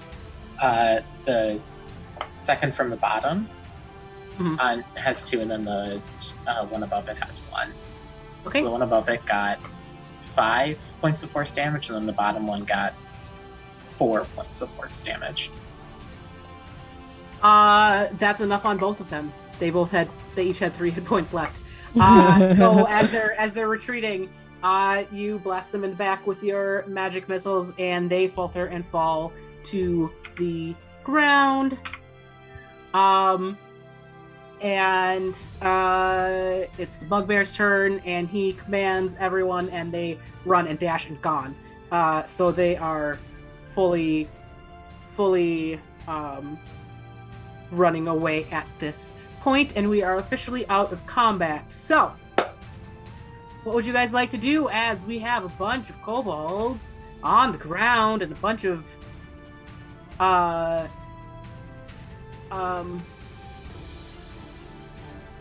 citizens starting to peek their head out? A few people are still kind of running around crazy. What would you guys like to do? Oh, that got a little hairy there for a second. That was a lot of kobolds. A lot of kobolds. They fought well. Do you think this town buries enemies, or what funeral processions do we give these kobolds? I think as Castor is saying this, Albus is just going down and chipping some of the ice off of like a nearby like tree or something like that, or like wherever there's like a nice patch of ice, and is just like putting it in his tankard and taking another drink. He's like, who cares? They lost. I don't think they really need it. I mean, the ice is their funeral. I mean, they still fought valiantly, and they'll thaw eventually. Don't know. I'm gonna take the high road and say this isn't our problem. Perhaps we should go report back to the town guard. That sounds like a good idea. Yeah, I just don't know why they would leave so quickly. Seems kind of weird. Yeah. I believe it's a strategic retreat. Or maybe they were just seeing what our defenses were like. Perhaps. So, question: are you guys looting any of them, or are you just kind of letting them sit? Are kobolds like known for like having useful blood or anything like that? Anything interesting about them? Not particularly. The Kobolds have some possibly interesting armor. I was gonna say that's gonna fit anyone, and then I remember halfling, dwarf, might fit. Won't fit me. If it's metal, I don't want it. I don't really feel like we're the looting kind of group. Elvis would give him a pass, just look over, see if there's anything. Cool. So yeah, as you are looking through, you find amongst daggers and slings, you find a coin. And I just put it in the handouts section if you want to look at it. That looks like that.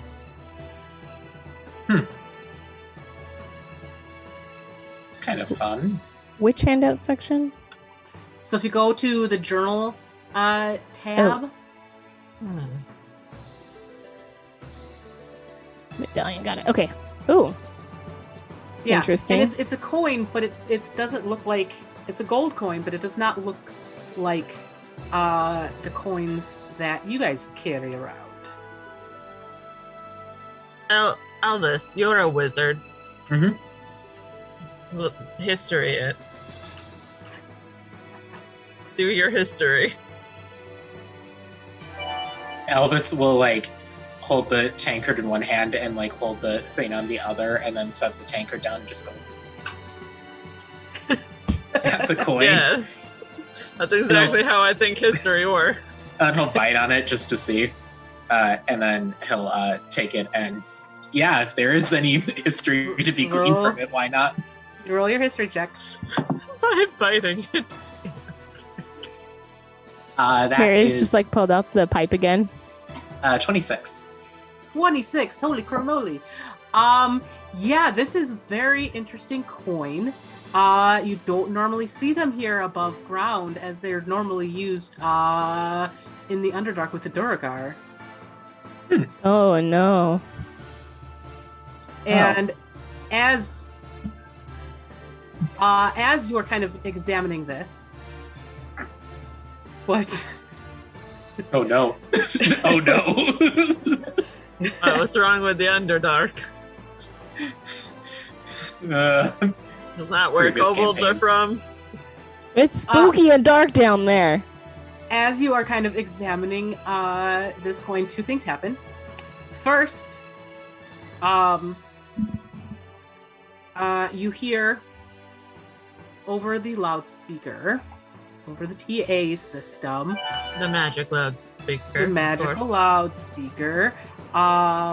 You hear, "Well done, citizens! The Kobold incursion has been routed and will no longer be a threat."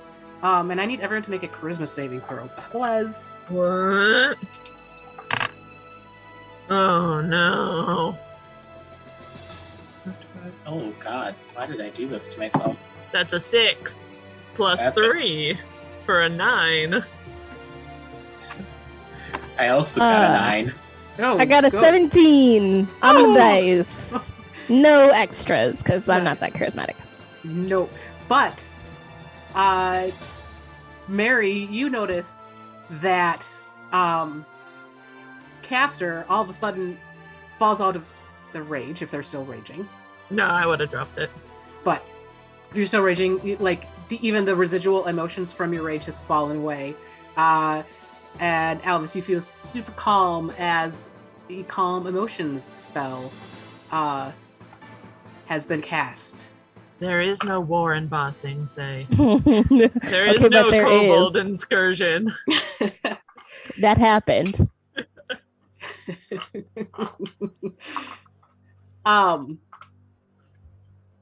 And the second thing that happens is, as you're holding this coin up, the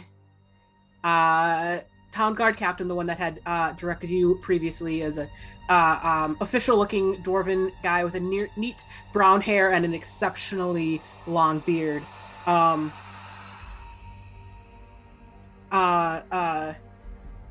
up to you. Oh, what did you guys find?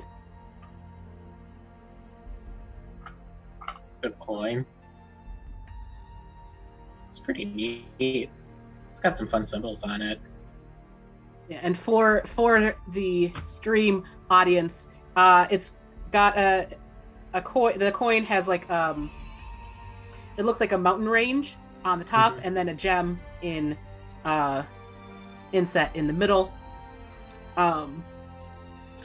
And the town guard captain says that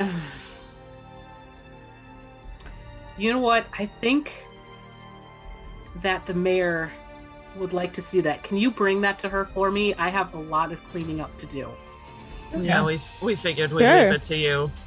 And I'll clasp him on the shoulder and head off to the direction I know the mayor is. Well, he says, hold on, you'll need a note to get in. And he writes you a quick note, a magically sealed note that will let the guards at the mayor's house let you in. And then, do you guys head to the mayor's house then, or? Yeah, I think so. And just to mention about Castor's Rage. Castor's Rage comes from, used to be an athlete in like the Olympic Games of the world, is fueled by the need to be the very best, like no one ever was.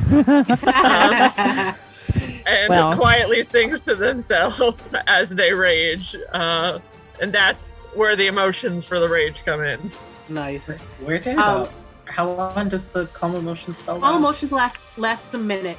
But you will notice that the townsfolk that had kind of been running around like Kermit Flail for a while had chilled out the calm emotion. And the town was kind of coming back to, everyone's kind of calmed down. And everything's fine. Everything is fine. This seems like something that, while not exceptionally common, is not unheard of, so they kind of expect it. Mary will blow some fun like mythical creatures and stuff out of the pipe as they walk to kind of help with the calming. Yeah. Yeah. Yeah, I think Elvis would kind of eventually shake out of the calm vibe, just like the calming effects, and then look at the coin. It's like, it is really weird that the Duergars would be in league with, well, not odd, but I mean with the Kobolds and Bugbears and everything. It's very odd. I would have expected them to have come from underground. Yeah, wait, is that coin from the Underdark, which is underground? Mm-hmm. Isn't that normal? My favorite place. Not really. I mean, you don't really see a lot of Duergar at least. It's not really a common thing here. It's kind of, in my opinion, it's not great gold. It's pretty decent gold, but the Duergars, they dug a lot. And they kind of went, I don't know. And sometimes they go a little bit crazy because of all the gold and everything and all the gems. Oh, you are a dwarf. You would know about this, of course, yes. Yeah, and I think Elvis would also know that with that 26 on the history. Mm-hmm. You would know that the above ground dwarves and the Duergar used to have an alliance several hundred years ago, but there was some sort of falling out, and the Duergar kind of sequestered themselves off in the Underdark 300 or 400 years ago. Yeah. So, used to get along, probably don't anymore. I don't know. It's been, a couple centuries, 3-4 centuries since any of us have talked to them. I don't know. It's kind of a fun thing, though. You don't really get to see. Think we'll have to go underground? Maybe. We'll see what the mayor says, but until then, I don't know if I'd send 3 adventurers down to the Underdark to deal with everything going on down there. Might be for a bigger party. Well, we are part of the guild, so we might get assigned more people to this entire task force, or whatever we are, this party, something. I need to stock up on vials. I bet they have some great plants down there. Or mushrooms. Ooh. Okay, so yeah, Wincing. you make it to the mayor's house, and It just reminded me of Moxie's.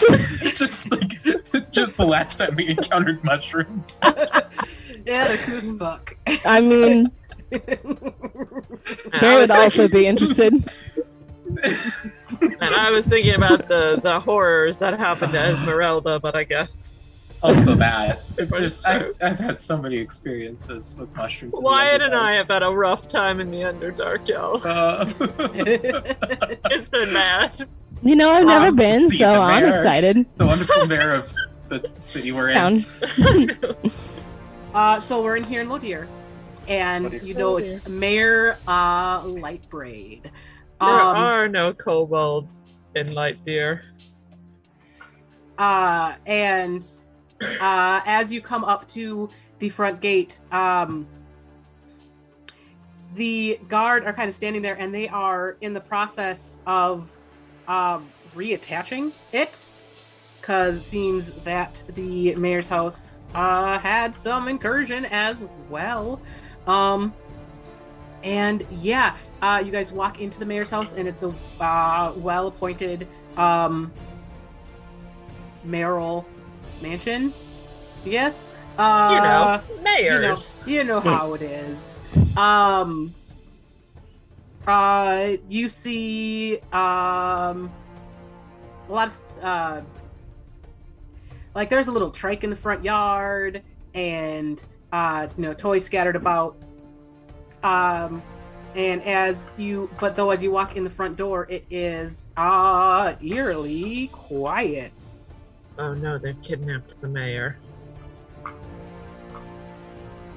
Mayor, are you here?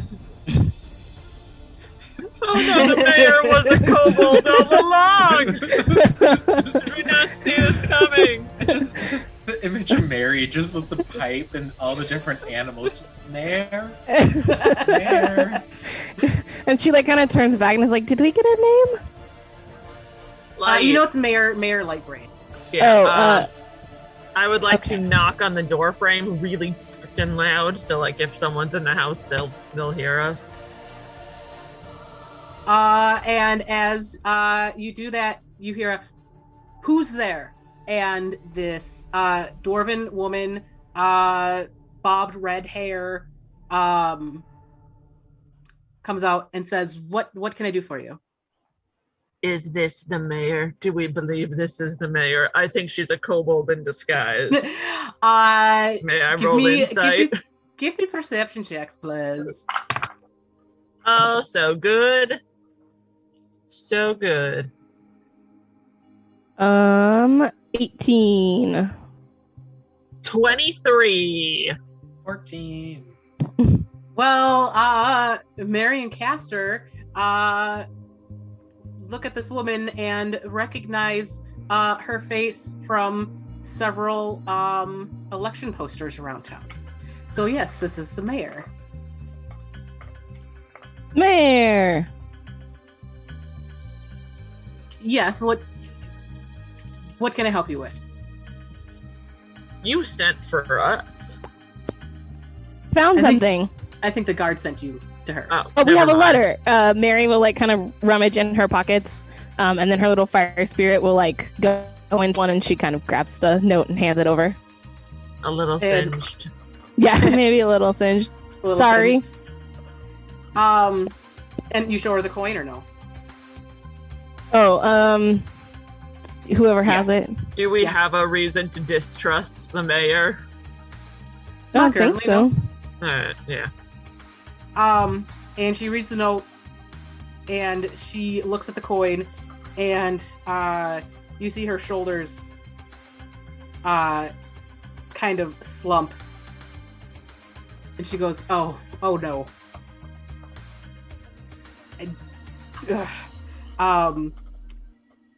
I did not expect the Durgar to be behind this. They've kidnapped Cersola. Who? My daughter, Cersola. Oh, boy. Oh. The one from the tricycle? Yeah. Oh. I apologize for your loss. She goes, Today? just so from the start of the incursion, it was like probably 10 minutes total. So Okay. it's today. Okay, I just wanted to make sure that like it wasn't a thing that happened like before, and this was like a second attack. No. So they kidnapped. They used it. So it seems they used this incursion as a distraction to kidnap Cersola. They can't have gone far. She goes, I can't send the guard. With the election coming up, my opponents will see this as weakness. I need this to be done. She kind of looks up. In an unofficial capacity? Are we allowed to do that? We're probably unofficial enough. She goes, You're not employed by the city, so that would be the unofficial part, yes. Okay. Yeah, why not? I got nothing else better to do. Might as well. How old is your child? She goes, She's only 6. I don't know, I like 6-year-olds. Yeah, in that case, yeah, definitely we should go do this. And your child doesn't happen to be a goblin, does she? What? No. No. My okay. daughter's dwarvish. I know another 6-year-old. Just one. Well, I think there's probably more than one, like just in total. 6-year-old? I just know the one. So There's only 2 are allowed to exist at the same time. Everybody else is either 5 or 7. Maybe when we get back, we should have a conversation about how age works. I know that other 6-year-old has magic, so I don't know if yours did too. She goes, Cersola has not shown any magical capability at this time. Well, you gotta get started on that. You should start them early. That other 6-year-old's way ahead of yours. We can work on that later. Is that competition? Well, no. I mean, The if she's 6-year-old interested competition? if she's interested in magic, then she could probably learn magic. I mean, you don't have to be born with magic. Heck, I can even do this, like, and Albus is just like firing off minor illusions just left and right. He's like, learned how to do that myself. I'm a self-taught wizard. Thank you very much. A lot of books have helped with that process. And then he's like, but in any case, and he kind of like waves his hand through all of them. Yeah. And she goes, we've gotten reports that they have some sort of cave hideout, some maybe 10-ish miles to the east. Perhaps that's where they took her. Well, I guess that's a good place to start. Yes, to mirror the words of my good friend Albus.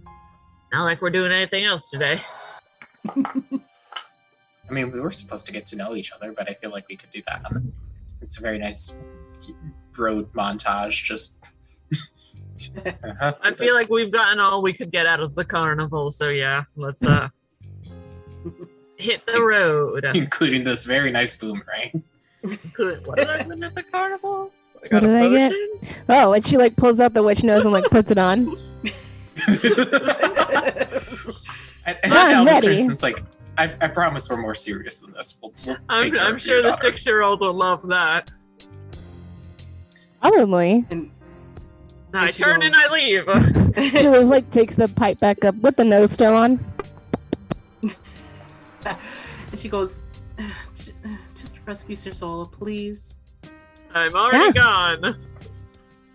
Elvis just gives a thumbs up and stays there for a little bit too long and then sees his friends have already left. He's like, okay, bye, and just runs. The most confident people to send on a rescue kidnap mission. I have an intelligence of 20. Oh yes, Headbean is right. We run back to the carnival to pick up some fair food before we hit the road. Funnel cakes. Funnel cakes. Yeah, I mean, 100%. Well, I mean, the carnival is 100% pretty much deserted now. So if you wanted to pick up some leftover fair food, you certainly can on your way out of town. We do that. Hell yeah, we get some funnel cake. Cool. We just I'm not casting good berry today, thank you. Can we say these are magical funnel cakes that will restore up to 38 hit points? Wait, guys, I think we might need to rest. You should take some kind of short-ish rest.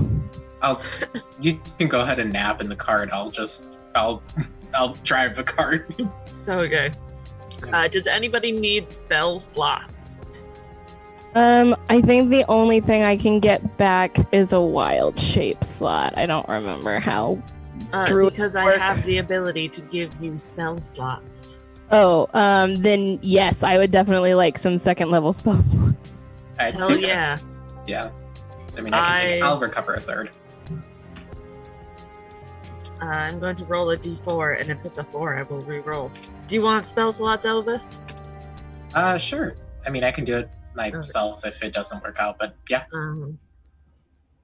Mary, you will be this mushroom dice. Okay. Oh, no. That's 4. You get up to 3 levels in spell slots back, Mary.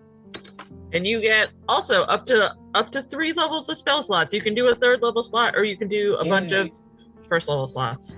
Okay, I'll and that's my bolstering magic as a wild magic barbarian, which is super duper helpful. That is really helpful. I was like, oh helpful. No, I went through 2nd level spell slots too quickly. And I can't do that again until tomorrow, or you can't receive it again until tomorrow since I've used all of it. But that's crazy, Tasha's Cauldron of Everything. That's a wildly good ability to have. It's just give your friends spell slots back. Yeah. And I'm gonna roll a bunch of hit dice. So we're doing short rest, correct? Yes. Yeah. I'm gonna do 1 hit dice. Half my hit dice. Maybe. I don't know what I got back. Then I'll use Arcane Recovery to get my other 3rd level back. A 1. That's a 2 and that's a 1. Ah. That's 4 of my 30 missing health back. Oh no, +9 for my con. I think I should be okay to do that. Okay. Yeah. 9, 11, 13 hit points back is bad. I don't think it did the hit dice, but that's okay. I'll add it back. Yep. Okie dokie. So as you guys do that, we will start moving on. So you guys are headed through the woods. Who is going to be in the lead of this expedition through the woods? I give you a hint. It might be helpful to have survival as proficiency. Oh. Do I have survival as proficiency? I also do, so. No, I don't think I do. I think I'm a rabbit. That's helpful. Then I can do it. I'm pretty proficient in surviving things. Cool. So roll a survival. I am, but do yours.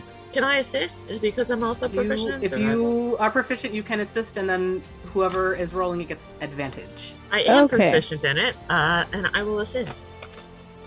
So here we go. All right, so I rolled a 19 plus an 8. Nice. Yeah, it is not difficult to track an incursion of kobolds via their retreating footprints. There is a lot of them. There is a lot of blood, as some of them got pretty bloodied. And you have not a ton of difficulty tracking them. Additionally, you see deep ruts through the wood, and some of the smaller saplings have been pushed over, and there's some deep gouges in some of the larger trees. And I'm gonna show a fun picture because it's fun. As you are going through, you find this thing. Do I have it on? There we go. Wow. A war machine? Oh. Kobold war machine. I don't like that. Mary doesn't like that at all. And as you you spot it about 30 feet ahead of you as you are walking. What would you like to do?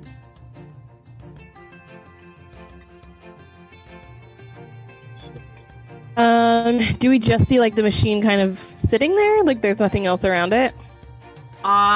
It is not making any noise. It's not moving. You don't see any movement around it.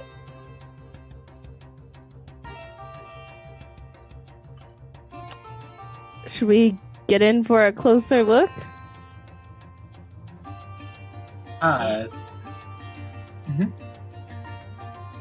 I have this potion of +3 stealth. Oh. And my stealth isn't too bad in general. You want me just to make you invisible? Yeah. Okay. And Albus will just reach up and kind of jump up and put a hand on Castor's shoulder and cast invisibility. Okay. Okay. I'm gonna sneak up to the war machine and hope no one's in it. Well, that's at advantage to the stealth then with the invisibility. With a 3 and a 17 plus 4 for Dex is a 21 stealth on a Barbarian. Nice. Yeah, you sneak up to this war machine, and as you get close, you notice very weird thing, and that would be a pile of ash on the ground in front of the war machine, and one of the wheels has fully turned perpendicular to the direction that it's supposed to be, and there does not appear to be anyone here. I'm going to pop off a quick ability that Wild Magic Barbarians also have. Mm-hmm. I'm stalling to look up what it's called. Your sea magic or whatever? Yes, my magic awareness. As an action, you open your awarenesses to the presence of concentrated magic. Till the end of the next turn, you know the location of any spell or magic item within 60 feet of you that is a 50-pound total cover. Nice. Mm-hmm. So I'm just going to pop that real quick to see, A, if this thing's magic, B, if they left anything magic in it, or C, if there's any kind of, like, detection spell on it. Like, they're like, oh, let's cast an alarm for when we come back, or, you know, whatever. Yeah, as you open up your magical senses, you don't hear, like, fully words in your head, but you get just this impression in your head of this draconic steam engine machine saying in your head, "Stupid kobolds can't even drive me right, broke my wheel." Ugh. But it's like not fully that. It's sort of broken because you're not fully detect magic and all that. But yeah.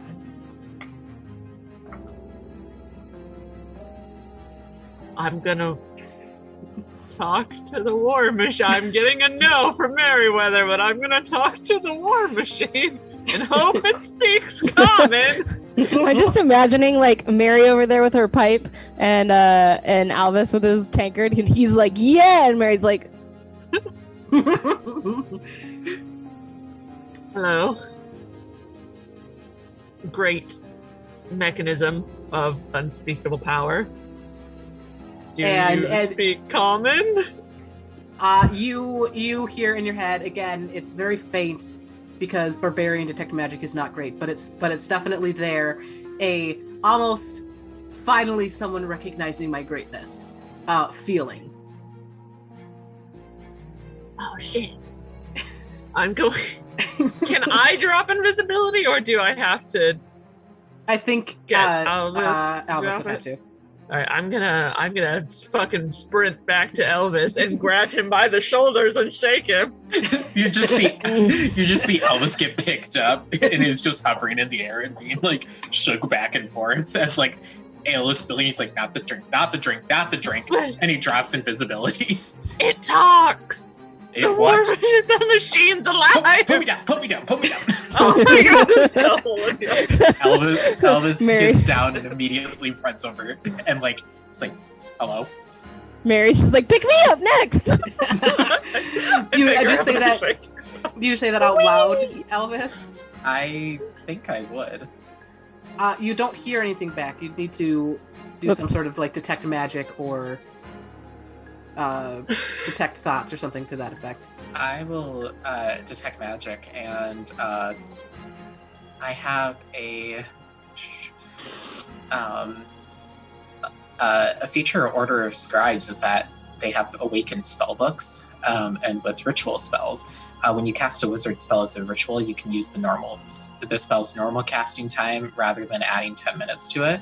Once per long rest. So I'm going to expend that use Nice. and ritually cast detect magic, but it happens instantly. Guys, this party is so fucking cool. Can I tell you how cool the dope ass shit we can do? Oh, it's fun. We're having a good time.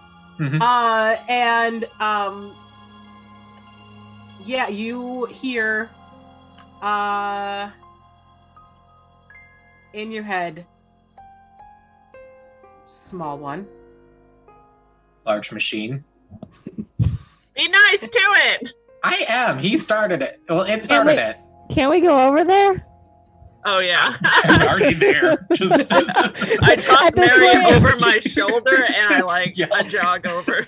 We're just Just yelling like, back and "Woohoo!" forth. She's into this. And you hear in your head, less deference than your friend over there. I don't mean any disrespect. It's kind of interesting to talk to things, and I'm used to getting called short. I understand I'm short, but I'm also pretty intelligent, and I drink a lot of ale. So you have other options to refer to me to. No, Drunk one. No. Butter it up. And like somebody say nice things. I What? whisper. I get really, really, really close to Elvis, and I'm whispering, tell it it's greatly powerful and it's very menacing. Oh, From over Caster's shoulder, Mary's like, I forgot to bring the butter. oh, Oh, great butter it and up. The good one. large machine. Hear my call. I'm not. There one you for go. words. No, keep going. Oh, I really would like to hear your secrets and know things about you.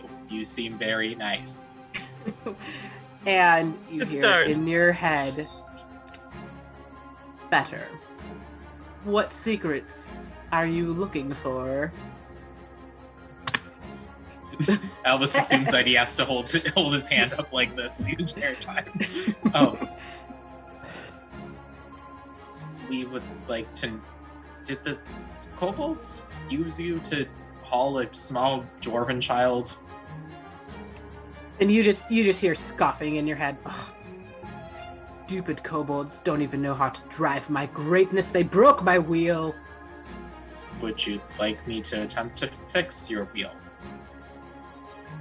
In exchange for us being able to maybe Can we drive get it? permission to drive you? We could learn how to do it properly and pay deference to you. Oh, great wheeled contraption. This feels ridiculous, Caster. I Oh, don't keep think going. Put more effort great into it. wheel. Be more enthusiastic. Oh, wheel! I And shall he take goes- this hammer. Does anyone have mending? No. It's just I'm proficient with mason's tools. There you go. How different could a and he car goes, be? and this thing goes, if I am restored to my original form, perhaps I would allow someone like yourself to drive me properly. Cool. So, probably, this is a big old machine. its wheel is fully bent. So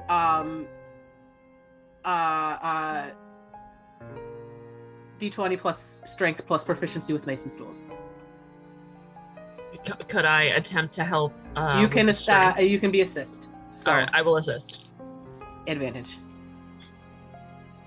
Ooh. So strength plus proficiency, that is a 21. 21. Wowza. With Caster's help, you use your Mason's tools and manage to adjust the wheel, and it is fully, you think, back in alignment. Yeah, it wasn't too bad. Thank you, Caster. That's what I'm here for. And you hear in your head, better. Shall we go stop some kobolds? Hell yes! I jump in the war machine. Elvis awkwardly tries to climb into it. Perfect. I no wait, you're still on me, Mary. Never mind. I was like, I reached down for Merryweather, but she's right here now. Mary was holding on to the tools that Caster couldn't hold on to. Yeah, just handing them, but she's still behind. Her face is still behind, so she's just every so often, a little kobold or a little fluff thing comes up from her pipe. Yeah, and as you climb into the war machine, you see a couple more piles of ash, and perhaps someone was less than impressed with their previous driver. Oh, it incinerated all the kobolds. I see. In that case, I do appreciate you telling me to be nice. Yeah, see, I told you. Well, people don't always care if you're nice to them. Sometimes you can just do things and then people will accept it for good and then leave you alone and you can study more. Let's drive. Where I came from, I was adored and loved by almost everyone. I used to be an official athlete for the...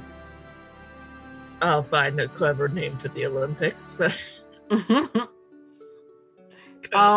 Okay, I don't have a mini for the Kobold War Machine. I was fully not expecting you guys to fix it, but that's cool. Yes. It was a 1 skill check. What do you mean? I didn't expect you to fix it. Well, I didn't expect you to want to fix it. How would you leave a war machine behind and not get in it and make it your team's new party member? Well, it's so sassy. It is sassy. Well, that's because you don't have your Leviathan to tell you to be nice to things. Let's see. We'll use this junker. There we go. It is this big. Lord. Never going to fit in it. Think of it, one more friend in here. We'll drop it to the back. As it's We'd take 2 more friends if one of them was a halfling. I am. Yeah, I'll get another halfling. We can get another actual person. Like a full-size person. Not like that. You're not an actual person. I don't mean to offend. And the war machine says, I know exactly where this cave is. I don't know that I can get into the cave. The mouth is rather small, but I can get you there, and we can run over some guards. Yes, hell I like your thinking. Yes, Mad Max. And you guys come up, and there's this river going in the general direction that you are, and the war machine comes up it and says, inside that copse of trees is where the guards stand. Shall we run through and run them over? Yes. Okay. I We're am simple. I am going to need.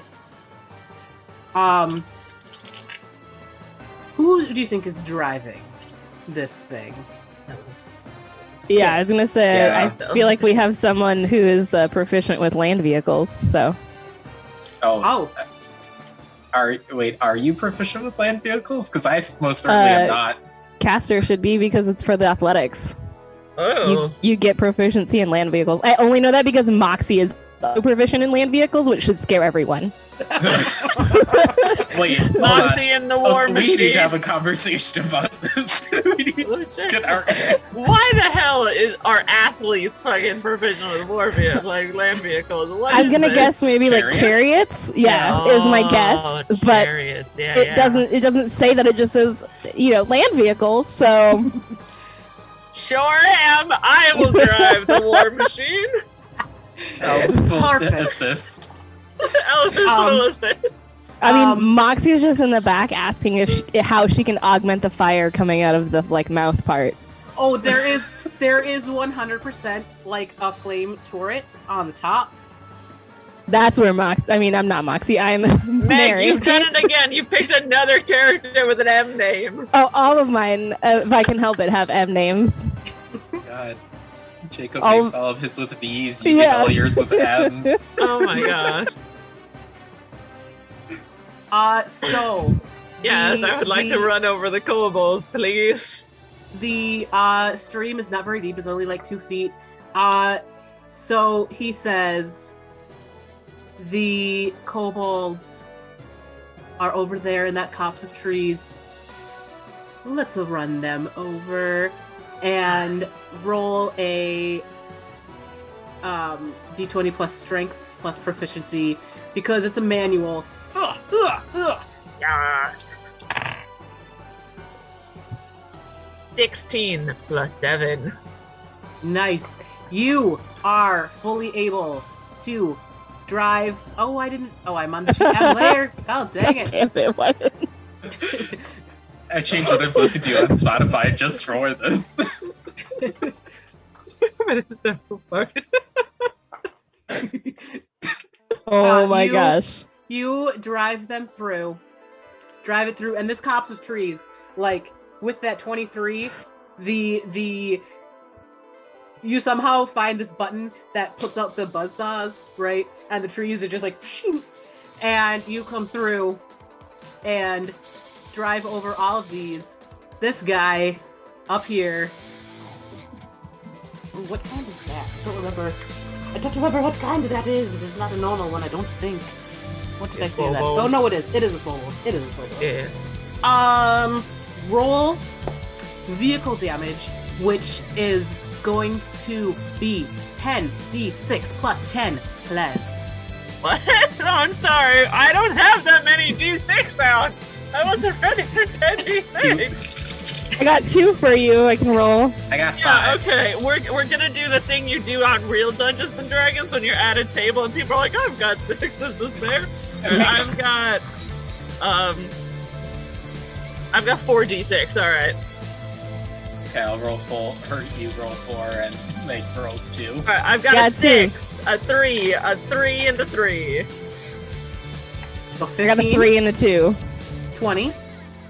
Wyatt? I got 16. 36. So 46 damage to this Swobold. It's the best thing Meg. ever. As you come through the cops, Caster is fully in drive mode. Mary and Elvis, are you doing any damage or any attacks towards this Swobold? So if we're looking at that picture, like if Mary's sitting up like at the dragon head, can I light it on fire anyway? With a flame turret? Yeah. If I provide, I can also provide the fire for it. It will fully go on itself. It's going to be a D20 plus 6. okay. I rolled a 20. Nat 20? Yeah. Okay. So the damage is going to be 4d6. It's not going to matter with the crit because that's 24 base damage plus 46. And I don't think he has that much health points normally. So, what does it look like when this guy gets immolated there, Meg? So Mary is just up there and she's like, woohoo! And she like is pulling all the levers and she's like, flames! And this like crazy torrent of flame just like comes out and like shoots. And Mary also has her pipe in her mouth and she's like, there's little dragons coming out and she's like, flame! Nice. She's just yelling about, she's in heaven. Flames are her favorite thing, so. Perfect. Flames and plants. Okay, and all of the guard kobolds have been toasted. And Alvis, you hear in your head from the war machine, which, by the way, it probably took like an hour total to get here with this war machine. It's not exceptionally fast. So, random question, would you have named it, or is it still just war machine? I would have asked his name. He goes, the kobolds that built me never gave me a name. I would appreciate one because I don't know how to do those sorts of things. We should name it Mad Max. He is Mad Max! Mad Max? Okay. This is the Fury Road! I officially dubbed the Mad Max of the Fury Road. I'm that weird guy going, witness me, shiny and chrome. I think Albus, as like he hears Mary just like going wild, is like minor illusioning like little fireworks and stuff like that around Mary. Lovely. He'll also fire off a firebolt just for fun, just like straight up into the air. Just woo! Just shooting. Just Well, anyway, I started blasting. I made Yosemite Sam as a wizard. I'm just realizing this. Oh no. Okay, wow. We're finding out a lot about these characters tonight. Yeah, we are. This is awesome. Okay, so he says, so Mad Max's Fury Road says, this is as far as I go for now. The kobolds are in the cave over yonder. He doesn't point anywhere because he's a car. He can't do such things. Give him hell. Mad Max. Is he gonna be here when we come back? Because I love him and we can't let him go. He's our friend now. He's an official guild member. Where we go, Mad Max goes. Hey, can you wait here, Mad Max? Would you like to continue traveling with us after we deal with these kobolds? I jump out and I hug it. We all hug group hug.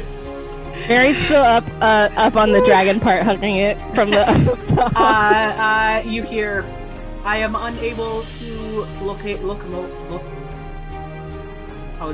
ambulate by myself. So I would love to join your motley crew.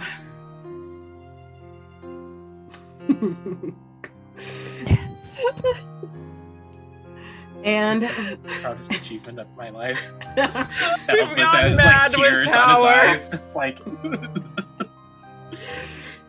oh my gosh. Okay. So we are to the cave. How would you guys like to proceed? There are kobolds inside. I don't know if you can go stealthy after that. After this halfling is just cackling and yelling flames. We've gone mad with power. We're starving. Does it look really dark inside? It 100% looks very dark inside. I don't have dark vision. Okay. I will say you do there with all of the destruction that Mad Max of Fury Road hath wrought. There are a lot of tree branches and things on the ground.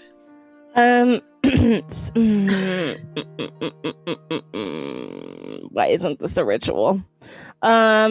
I'm gonna go ahead before we start going in, since I produce enough fire normally anyway. I have dark vision prepared, but I have 1 second level spell slot left, so I can give it to caster. I feel like that'd be helpful. You can upcast it. There's just no benefit to upcasting it. Oh, I think because I cast everything else to have a benefit, I would rather use the 2nd level spell slot, and then if I need to, I can upcast anything else. Because I do have all of my 3rd. Well, I'm saying if you want to give it to yourself or whatever. Oh, no, I figure I'm gonna kind of be behind. I'll hold someone's hand. I figure you guys are gonna do fire stuff anyway. Yeah, I mean everything will be fire. So and I will note too. I was looking at your spells. Produce flame does produce 10 feet of dim light if you hold it in your hand, which you can do for up to 10 minutes. Right. I just figured it might be good for battle to have someone with the dark. I'll wait, and then if we need it, let me know, and I'll throw it on you. All right. Let me check with my inventory if I have torches or a lantern I can hang off my belt or something. Well, I mean, for now, Mary can go first with the produce flame, and it's a cantrip, so she can just kind of keep casting it. Okay. Okay, yeah, that should be fine. So, Mary, you're going to be doing produce flame? Yeah, so she'll just kind of be holding it in her hand. Okay, give me 1 second. I'm going to... Can you read what it's dim light, right, that it does? So it sheds bright light for 10 feet and a dim light for an additional 10.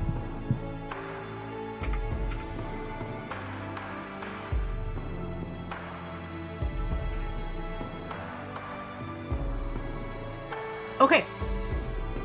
So, you guys can start making your way up the cave. I don't know who's in the front. Actually, I'm gonna clear this off. Okay. I know, Alvis, you are normally, you don't want to be in front because you're a wizard. But you are a wizard with dark vision. Would you like to be in front? Yeah, sure, why not? Yeah.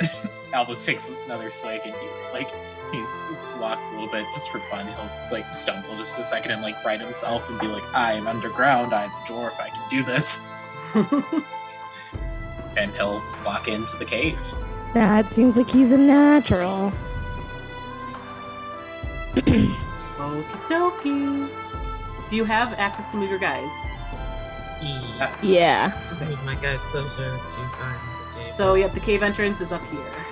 Oh, yeah. We were all going the wrong direction. I'm just moving around for a bit.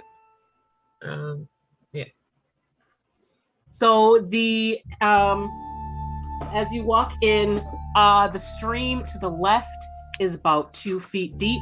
It is very dark in this cave. I have a whole book that tells me all about this cave. A shallow stream flows out of the cave mouth, which is screened by dense briar thickets. A dry, narrow path leads into the cave on the right-hand side of the stream. And as you walk in, you see an opening to your right with what looks like some crude possible stairs headed up in that general direction. And as you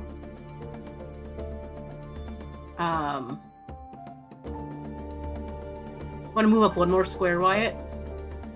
Yeah. As you peek into that room, you see two very angry green dogs laying down and sort of lazily sleeping. They're giant green dog-like creatures. They're not actual dogs, but they're dog-like creatures. Okay, I will promptly try and move past sneakily, not to go up there. Everyone, roll some stealth for me. Ooh.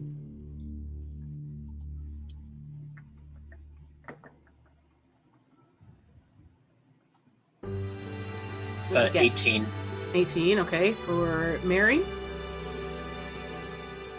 Hang on. I'm gonna pop my bottle now for a 13 stealth. 13, okay. 4. 4, okay. And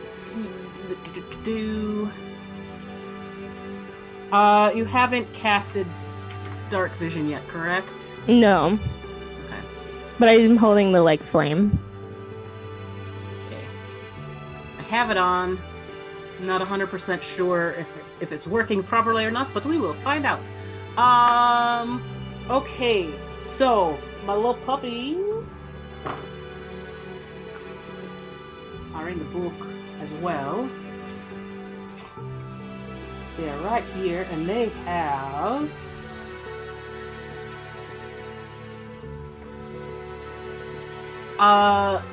Are you all moving forward at this time? Yeah. Yeah. Okay. Cool. So as you move forward, I'm gonna move you guys up a little bit here. Maybe if I'm on the right thing, the answer is no. I'm gonna move you guys up a little bit. So as Mary walks by. Yes, I think it's working. I don't know. Mhm. We'll see. Can you see? Can you see into that room, Meg? Yeah, but not like fully. Yep, perfect. The dogs start growling and barking a little bit. Though it's a little difficult to hear because it's this river is very rushy and the water is going through, so it's pretty loud. But can I have Albus make a perception check, please? That is a 12. 12. Okay. Cool. So we are going to go into Pseudo Initiative here. So I'm just going to go down the line and we'll see what everyone's doing at this moment, as you can vaguely hear the dogs barking in the background. What is Elvis doing? I think Elvis will look at, he'll see that Caster got popped the potion of like semi-invisibility, and then is going to look at Mary and hold. He'll let her cast a spell if she wants to before he does it, but he's going to cast invisibility at 3rd level so that both him and her are invisible. Perfect. Okay. What is Caster doing? How deep did you say the stream was again? It's like 2 feet. As my friends go invisible, I jump into the water and I lay down. And you lay down? Okay. I will say too, you do notice to the left there is an opening as well, though it looks very steep. What is Merryweather doing? She's gonna stop doing the produce flame. Yeah, that'll be like the thing she does before they go invisible. Okay. Give me 1 sec. I'm gonna turn that off then. Off. Save. Okie dokie. If it's unclear, I have used my action to hide. Oh yes. So, Perfect. Okay, so then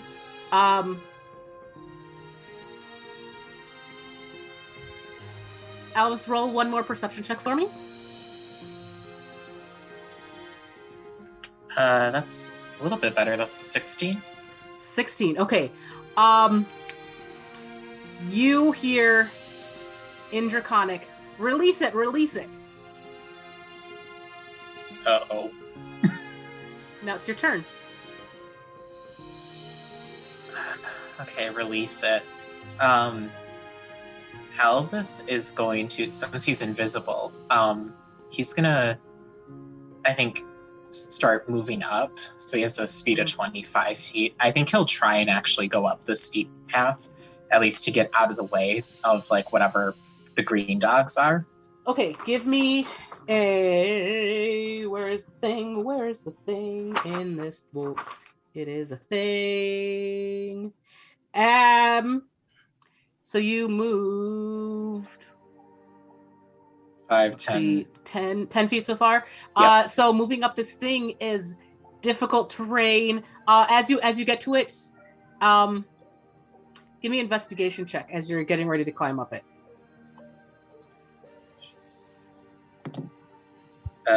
16. 16. The rocks and things on here do not look very stable. In that case, he's going to abandon this plan.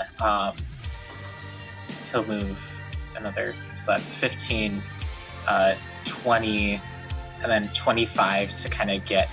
Yeah, so as a note, this passage up to the left is about 30 feet in the air. Okay. So he'll go under the bridge. Yeah. Yeah, this passage, the left to right passage there is about 30 feet up. Okay. I don't know that Yuri and Meg can see it, but Elvis can. Okay, so that's Elvis' turn. Caster. How much water do you need to swim in? More than 2 feet. More than 2 feet, okay. I'm going to crawl, which is half Okay. my speed. I'm gonna hearing the footsteps of my friend. I'm going to move. Still in the water, but the 15 feet up to here. Okay. Cuckoo. Mary? I would like to use my action to hide again. Should I roll stealth or?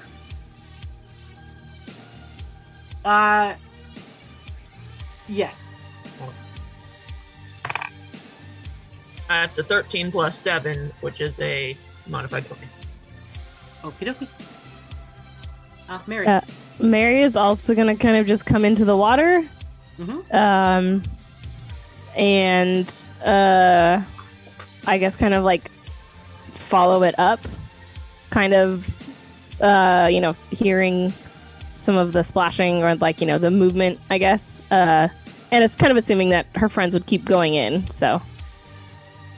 Okay, and at the end of Merryweather's turn, you guys hear this loud whoosh as all of a sudden, more water, starts pouring down the tunnel, filling it up. For this turn, I'm going to need everyone to make... Where is it?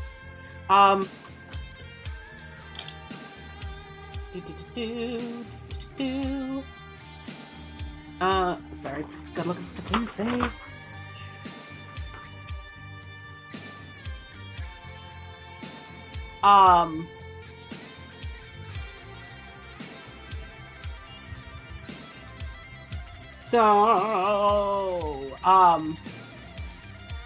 Merryweather, you can make a dexterity save to get up into that passage that is to the left if you want.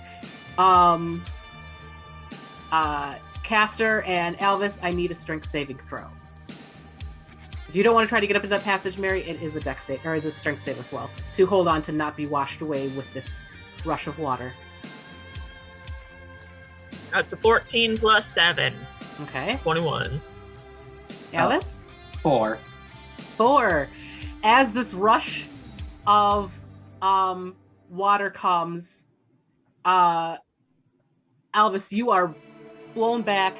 You bump off of Caster with the 21. Could I attempt to grab him as he sure goes can. by? That is going to be a dexterity save. Oh, a dex save? Do I have barbarians? Dex save? Some barbarians? Constitution? I don't know. What are the I think saves? Yeah. It's con. My good friend, I'm so sorry. It's only a 12. Oh yeah, no, he's going too fast. Elvis gets washed down. And Elvis is way the heck down here again as you wash out on the bank of the cave. Merryweather, did you do a dex save or did you try to do a strength save? I did a dex save and I got a 9. You got a 9. You are not able to deftly step into the thing and are... Oops, I grabbed Ryan's light instead of Merryweather. Oh my gosh, I'm having troubles. Here we go. We we're went from washed such a high to such a low. Well, we're good with fire, not water. It's not a big deal. And Caster is now in the cave by themselves. But unfortunately, it is already 9:54. So here's the thing. There is a bunch of kobolds in this that you guys would totally be able to route. So here's what we're going to say. I was thinking maybe we park Mad Max at the door and we just call all the kobolds this way and we just blast them with the fire cannon. So I just started blasting. Anyway. I just started blasting. Yeah, so I think that's probably entirely what happens. Caster, perhaps Merryweather drops dark vision on Caster so they can see, and Caster runs around, collects the myriad of kobolds in this cave, and I will drop on you dark vision for a lot so you can actually see what's going on. Yeah. I'm gonna stand in the water and swing, and then when Mary's ready, blast the fire cannon, I'll just hit the deck in the water. Yeah. Okay, so it should have popped up so you can kind of see. Yes. Now, so so you wouldn't be able to go that way. You'd be able to go around that top one, collect a couple kobolds there on the bottom, down through the passageway that's down this way. There's a couple more kobolds. Probably get those dogs loose, bring them all in, take care of them all.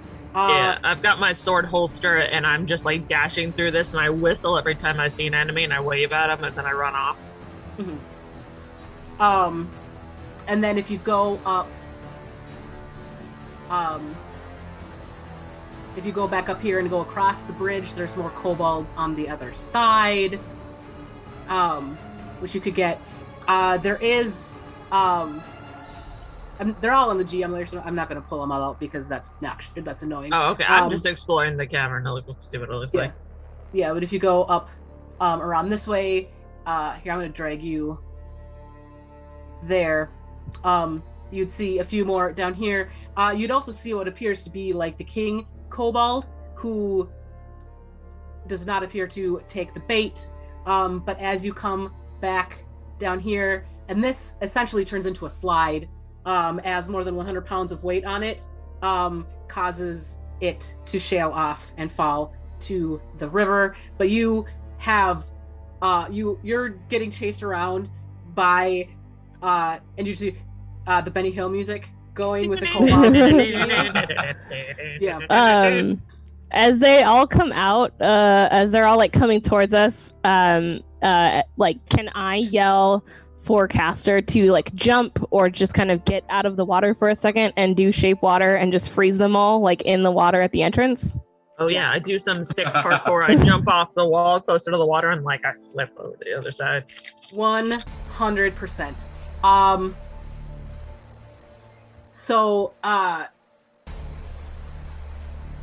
You do that, and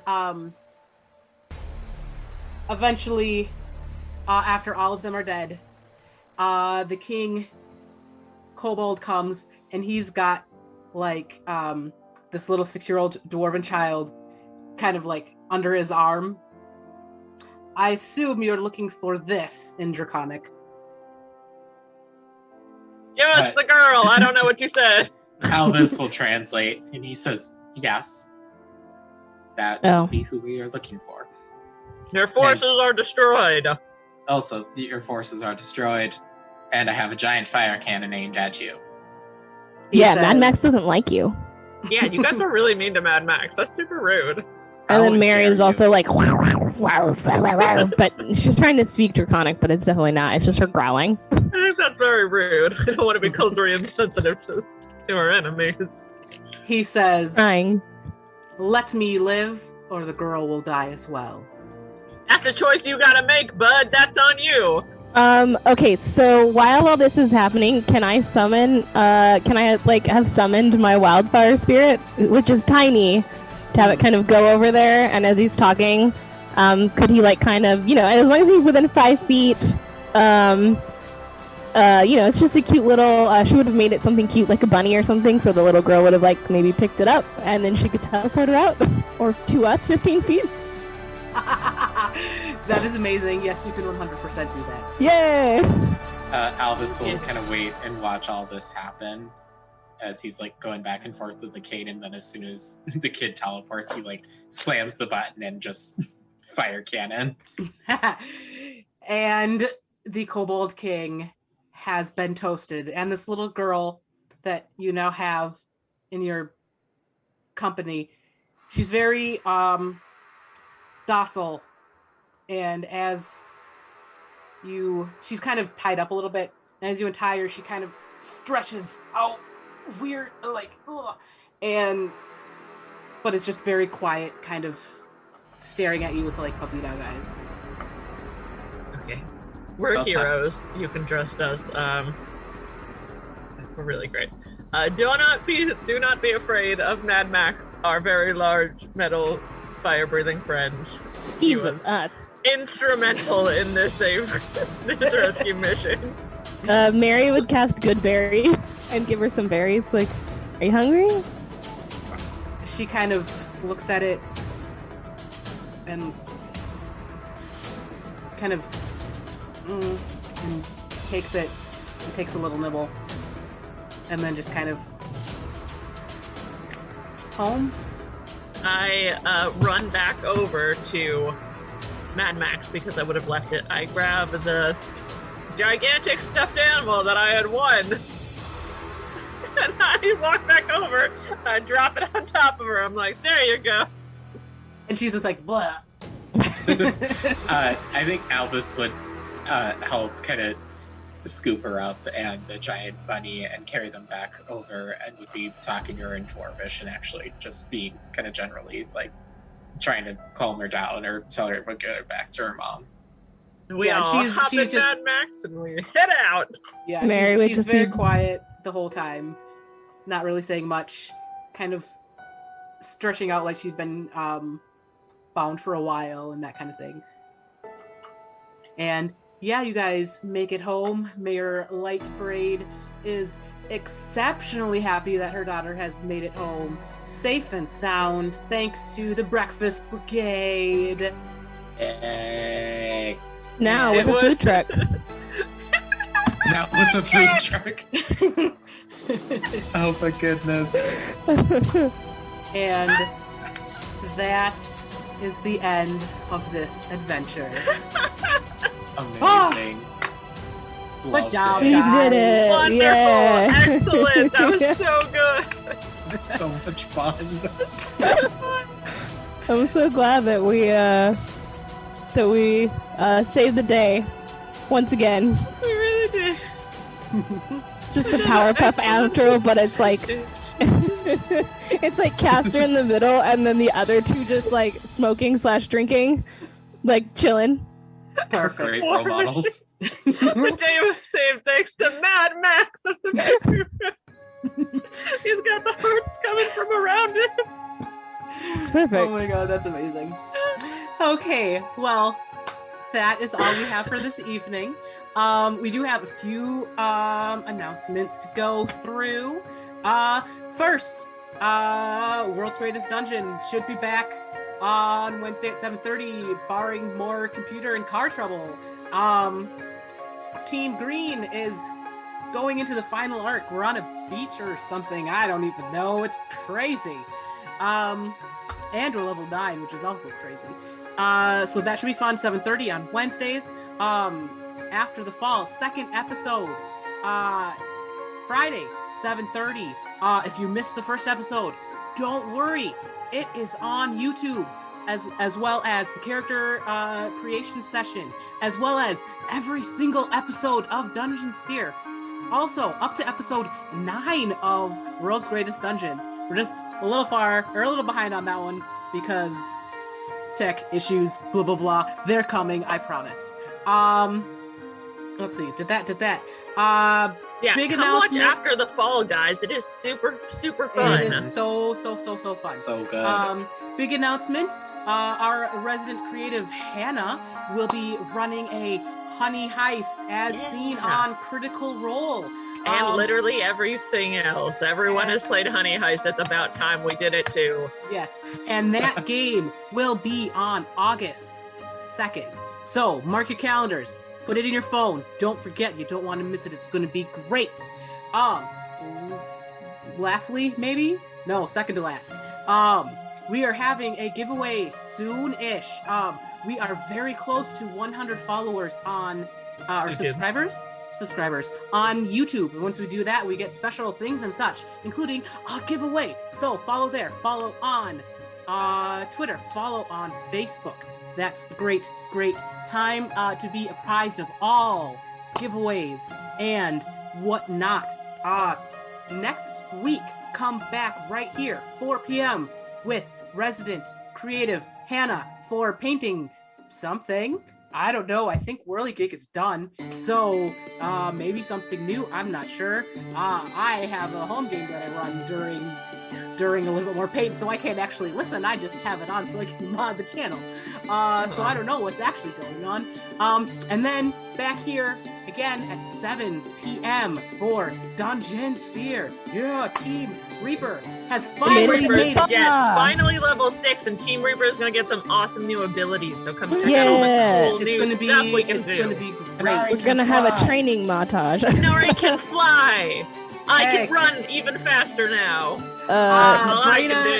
Braina can mitigate damage, and it's going to be amazing. I'm She's been feeling real bad about everyone getting hurt when it should be her. She's like, no, it's supposed to be me. Stop it. I promise you, people of Scyervision, one day Umbran will be able to summon demon dogs from hell. That day is not today. But one day, I promise. Yeah, one day Moxie will also not need to eat, but for now she can just take off conditions. So there you go. Additionally, we have a Discord. Go there and chat with us during the week. It's a great time. Lots of just the dankest of memes.